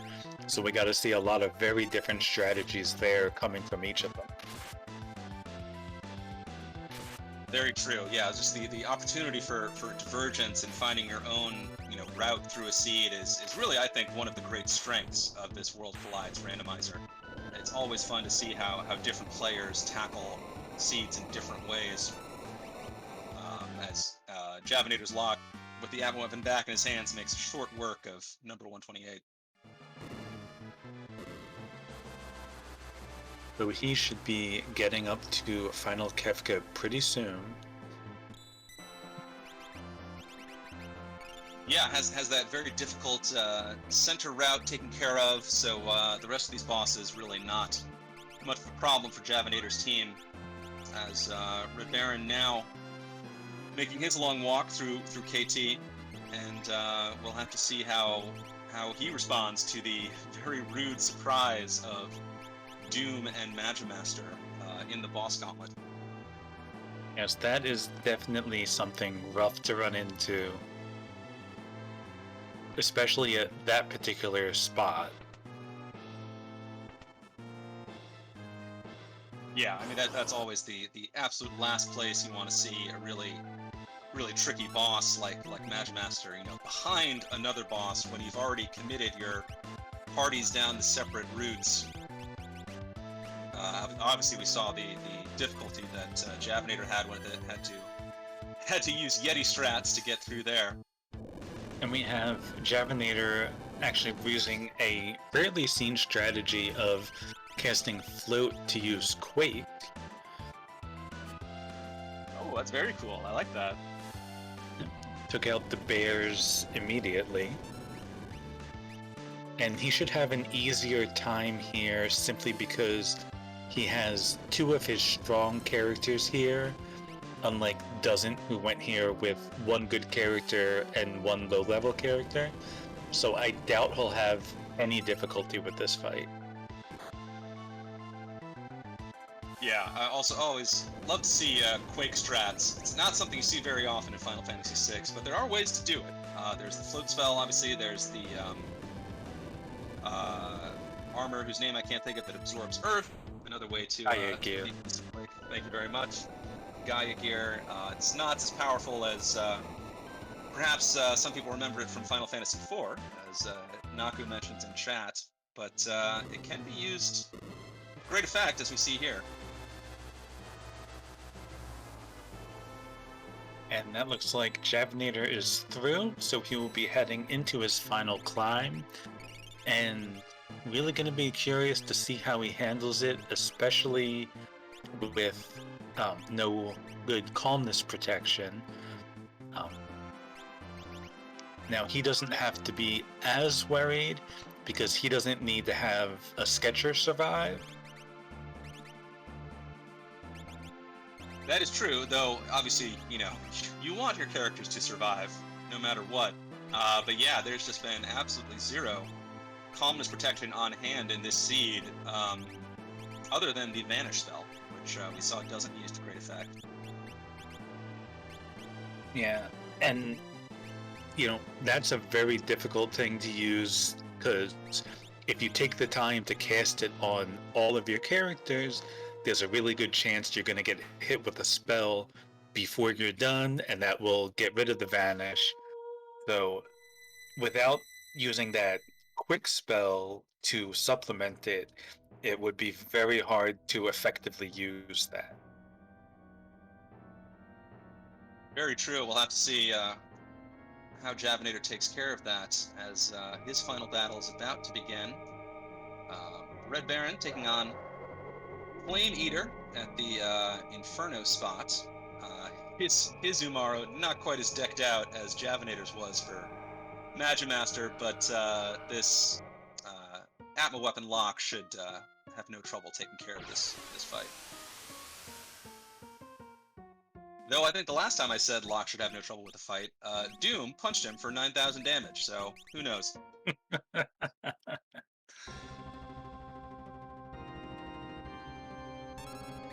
Yeah, these Worlds Collide can be very unpredictable, even by the standards of randomizers. Very true, and as Chad is pointing out right now, using Vanish to dodge calmness is tricky because the Vanish status effect makes you automatically dodge physical attacks, but it makes magic attacks auto hit, and that dispels Vanish, so then you can be punched. So it's a very, very tricky timing to make the Vanish spell work against calmness, particularly because Sleep, when he's getting low on life, casts Meteo, which hits your entire party. Yes, and he does that. He does that when he is below 10,000 hit points, and that can make it very difficult. That's what one of the things we saw Doesn't doing was being very careful about his damage, holding Locke's turns, because he didn't want to get sleep below that 10,000 mark until he was ready. That is a very good point. As we see Javinator casting Vanished right now, Vanish is extremely useful against Tier 1 with all of its high physical damage.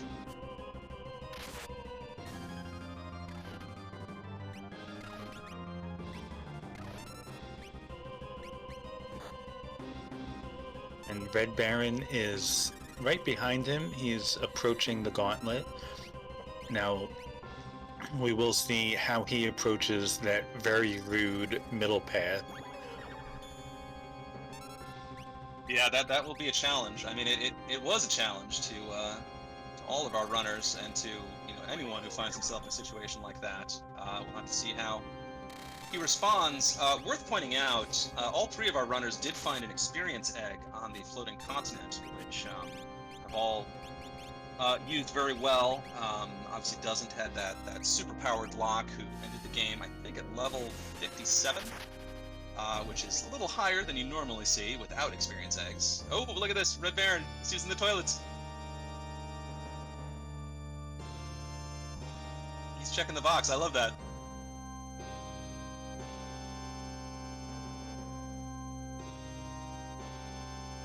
Oh, and he finds another Ultros. Not really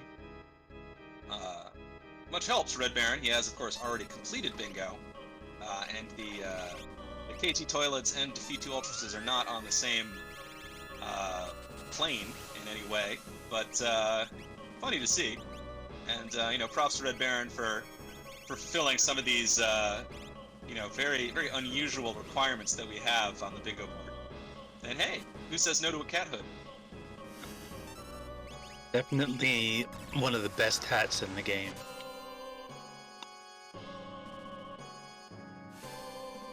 For sure. Fair play to Red Baron. Love to see stuff like that. As Javinator's on Tier 2 now. Wow, big swing with that Atma weapon for quad 9s. Gets the Siren off to mute magic. Looks to be in a pretty good position for Tier 2 right now.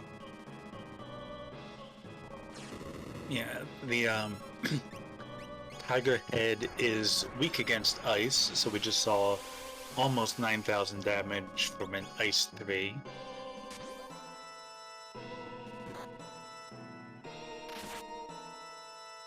Big numbers.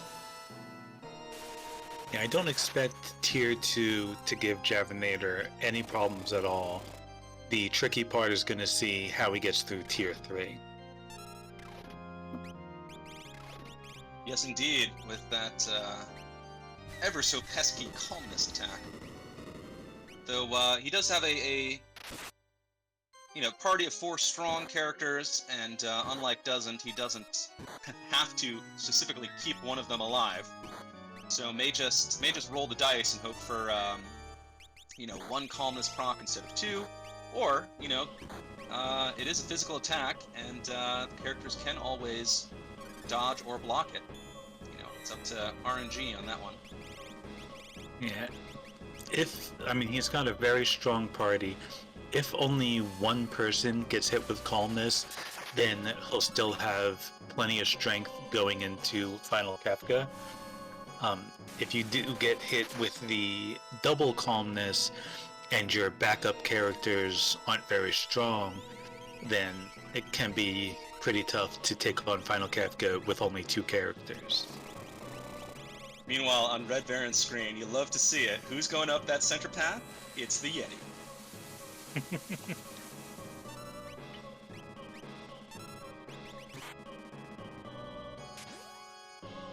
Though it is also Locke, who has been using the Atma weapon this whole time.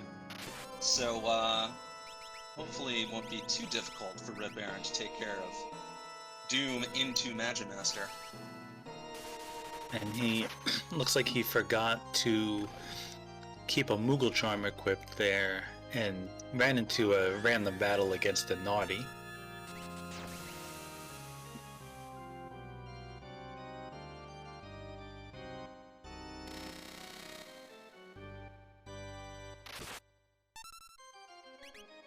want to point out, if we haven't already, and if you're not already, you should definitely follow some of our runners. They're all extremely talented Final Fantasy VI players and put on a great show, as we can see from tonight. Also, want to give a shout out to Ceiling Cat, our tremendous tracker, for keeping track of what has been a very complicated bingo night, and of course Mr. Etsty, our restreamer, who's also our bingo master tonight, and they've both done an excellent job and are definitely worthy of your time and interest.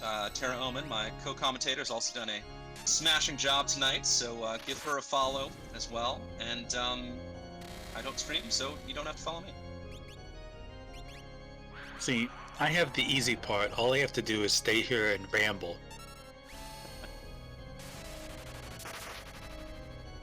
So Javinator is on to tier 3 here. Doing plenty of good damage, so he won't have trouble taking these enemies down. But we're gonna have to see how he survives the calmness. Yeah, it looks like he's just gonna roll the dice. There's really not much else to do at this point. Sometimes you just gotta YOLO it. And we see a train coming out. That can be quite a pain, silencing your whole party. Yeah, a train is very frustrating. Oh, down goes Shadow to that calmness. But with Locke, Celis, Setzer, Javinator should have enough firepower to take care of the final Kefka fight, which is about to begin as the Mad Angel descends from the clouds. Red Baron, meanwhile, taking on Doom, Atma Weapon, of course, doing great work.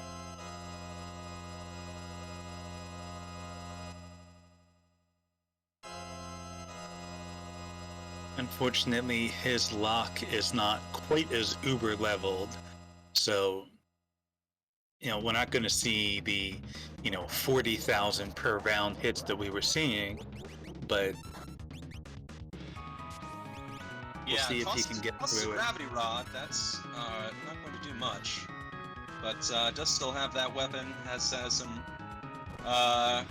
regen going, hopefully doesn't get frozen, so he's alright.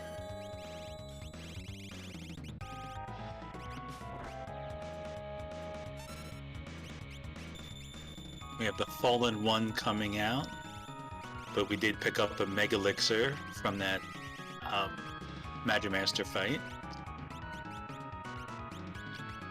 We'd already abandoned the don't use a multi-target heal, so no problems there. Yes, indeed. Worth pointing out another point in Worlds Collide's favor in terms of divergence. All three of our runners have a different bingo. So there were many different roads to travel in this seed, and it's very cool to see our three streamers picking three different options.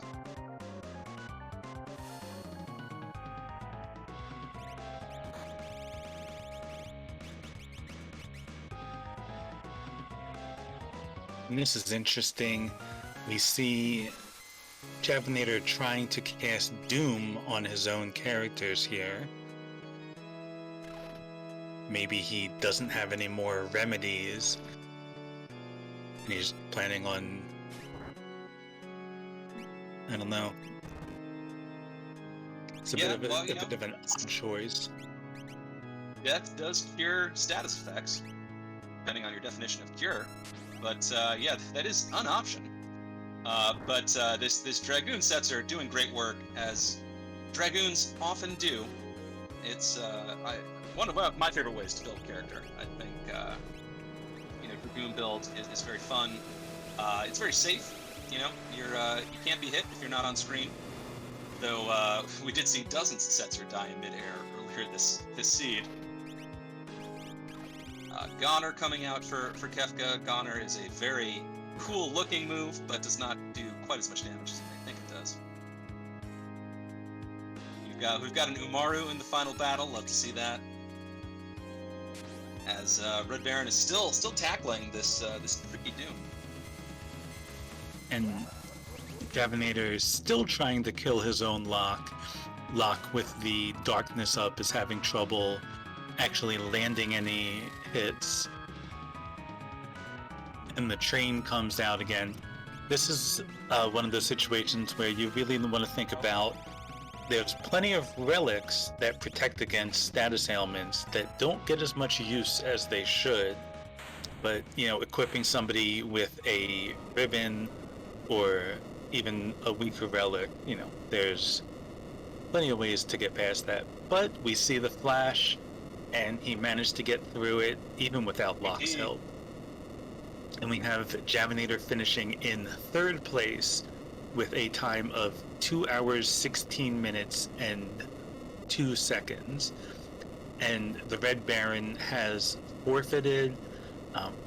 Not something that, anybody can be blamed for, with how rough those battles in Kefka's Tower are. Very true. But fair play to Red Baron. All three of these runners had a very strong race. Red Baron also the people's champ for doing the toilet bingo box. Respect that. But very, very strong races from all of them. Obviously, we saw Doesn't just with his very smart routing, picking up that early Fire 3 Esper to just kind of turbocharge his run. Javinator with the Yeti kill on Magimaster is something that's always fun to watch.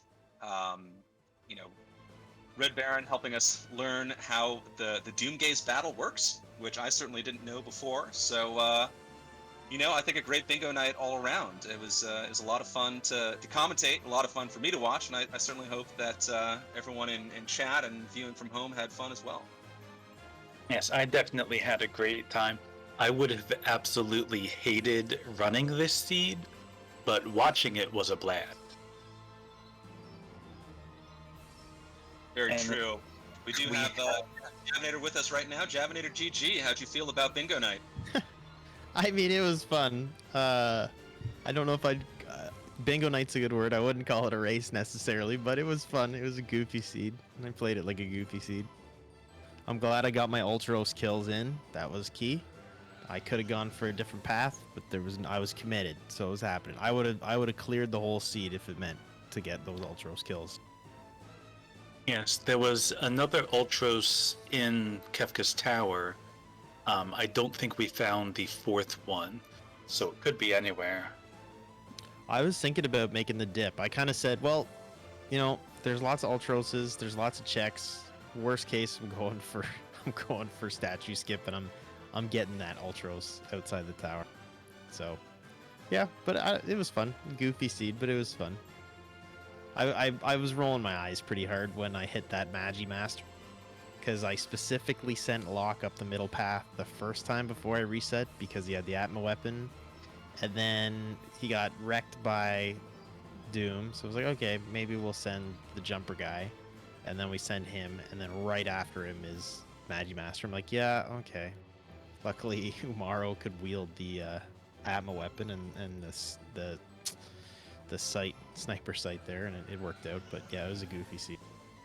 Yeah, I've definitely never seen Umaro basically soloing Magimaster, so that was something new. yeah, I went into it the first time, and I was like, okay, you can use the Atma weapon, we'll do that. And then he was missing, and I'm like, oh, right. Yep. Sniper sight. Still got it.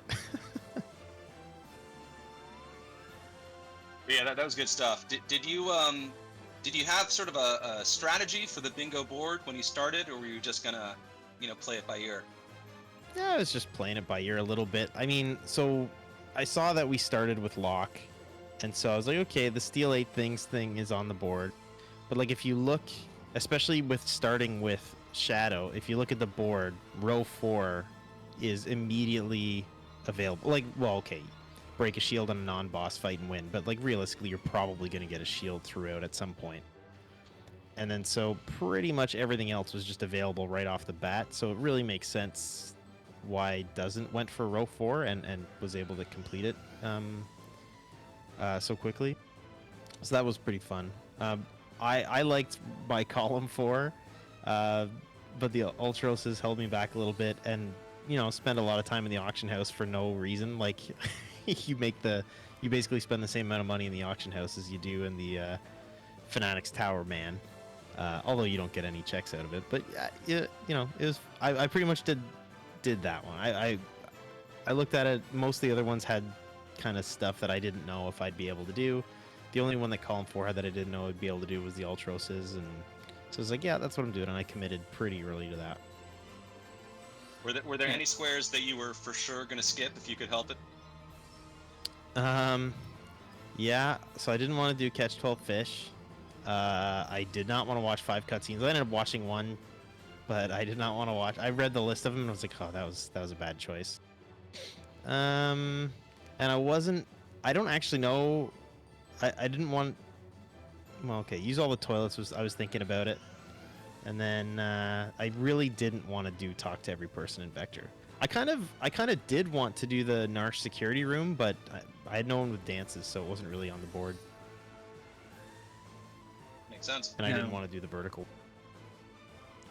One thing that I do want to bring up is you had some trouble on Mount Colts with Sir Valagarmanda Esquire, and there was actually a very good solution that you missed because the Tizen thief was selling an Esper with Fire 3. Yeah, that would have made a big difference because I spent a lot of time on that. Yeah, I mean, you were in Tizen for the collapsing house, and had gotten that Esper, and that Fire 3 helped a lot through the early seed. Yeah, it definitely would have. It definitely would have. Yeah, I don't know why. I wasn't thinking about. I think it's because I've done too many races lately with no free progression on, and so that kind of makes me disregard the thief. And I think my brain was probably still in that mode, so I wasn't even thinking about him. Yeah, that's a good point. It would have been a little bit better. I realized after the fact, like I'd fought some grenades, and grenade had blaze as an ability as opposed to the soldier fire 1 that I was using. But yeah, as soon as I started getting frozen, I was just rolling my eyes. I was like, do I quit? I'm like, nah, I'm gonna go for it. And then I got frozen again. I was like, screw it. But yeah, I should have spent 5 minutes less on that fight alone, probably. I should have just left as soon as I saw. I kind of forgot how time scaling works, so I'm not gonna lie. I looked at it and I was like, oh man, time times 1.5, that's really tough. That's gonna go up super fast. I better not loot. I better take fights right away. I kind of forgot it was divided by. Yeah. That would have made a big difference in my strategy early, and so I kind of screwed myself early, but it's all good. It was a fun seed. Well, we do have the Red Baron waiting us in the voice room too, so do you have any final thoughts before we let you go? Nope, just thanks to the team for running the show. Thanks for doing bingo for fun. Like, I know we don't do well, I know we like try to mix it up, so it was cool to see bingo again. This is the first one I've ever been in, and it was goofy. It was fun. Seed was a little annoying, but overall it was pretty fun just going for weird stuff. So yeah, thanks to everybody, and thanks for watching. Well, GG, and thank you for putting on a good show for all of us. Hey, thanks very much. Y'all have a good night. Bye-bye. Okay, and I believe we have the Red Baron waiting for us as well. Yeah, I'm here. So this is definitely an interesting one. Yeah, this was a very rough seed. I'm sorry, go ahead. This was a very rough seed. Yeah, the armor pool being non-existent. I know nothing about the rages, so I got rid of Setzer as soon as I possibly could. I took Celeste in as a utility character. Just trying to play around with the tools. One neat thing was I beat Tritalk with Ice 3. I mean, how often do you see that? I've never seen that before. That was really interesting. That was fun to see. How did you figure out your sort of bingo strategy? You know, which rows and columns to go for? Well, I mean, I kind of took a look at it before the race, and defeat a boss active mode, battle speed 1. Complete a boss fight with one character. I could have done those together. You know, those are pretty simple. I took I think it was the Baron Falls fight with Saban with Flash on the piranhas. I mean, anything that you have right there that, you know, could be a multi-tool on that would work. Pay the Fanatics Tower, man. It's just money. What really got me, though, was the doomgaze. Looking for doomgaze. I probably spent a good 10 minutes just holding the A button, waiting. And we were discussing, a lot of people don't know the technique for that, but the trick to that is instead of weaving back and forth on the airship, you just turn just a little bit to the right and just hold down A, and you will eventually cover every square on the map. So that's more efficient than weaving the airship around. So really, doomgaze has like a hidden set location. Yeah, every time you get on the airship, the location is fixed until you land. So if you can hit every square, you'll eventually find it. That's great. I'm gonna remember that for if we ever run this bingo again. I think the other thing that really got me was somewhere about halfway through the seed, I just started getting delusional tired. I had trouble even remembering how to run Phoenix Cave. I had a Minerva in the inventory that I wasn't using, even though I had Celeste on board. Well, there was a lot to keep track of. And we commentated on that during the course of the race. So it was, very, very impressive, very, very brave of you and the other runners to step up and have this race streamed. And of course, we really appreciate it. It was really fun to watch. Yeah, it was a lot of fun to run.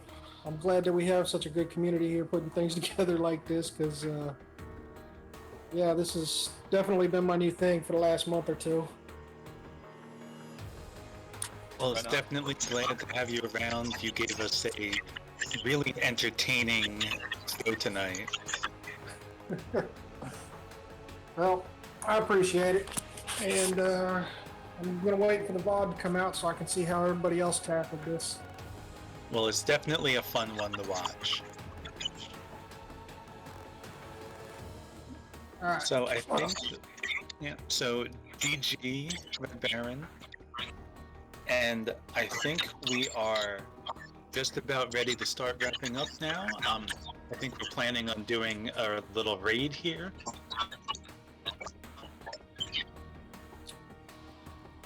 Sounds good.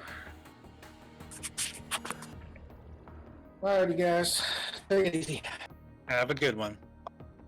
All right, so that was definitely a hell of a race. I definitely had a good time. I think everybody did. And Mr. Entity is letting us know we're going to be starting a raid in just a moment. So hopefully everybody will come along there and give Vampstar some love. Absolutely. Fun race. Glad to be a part of it. All right. So thank everybody so very much for watching, and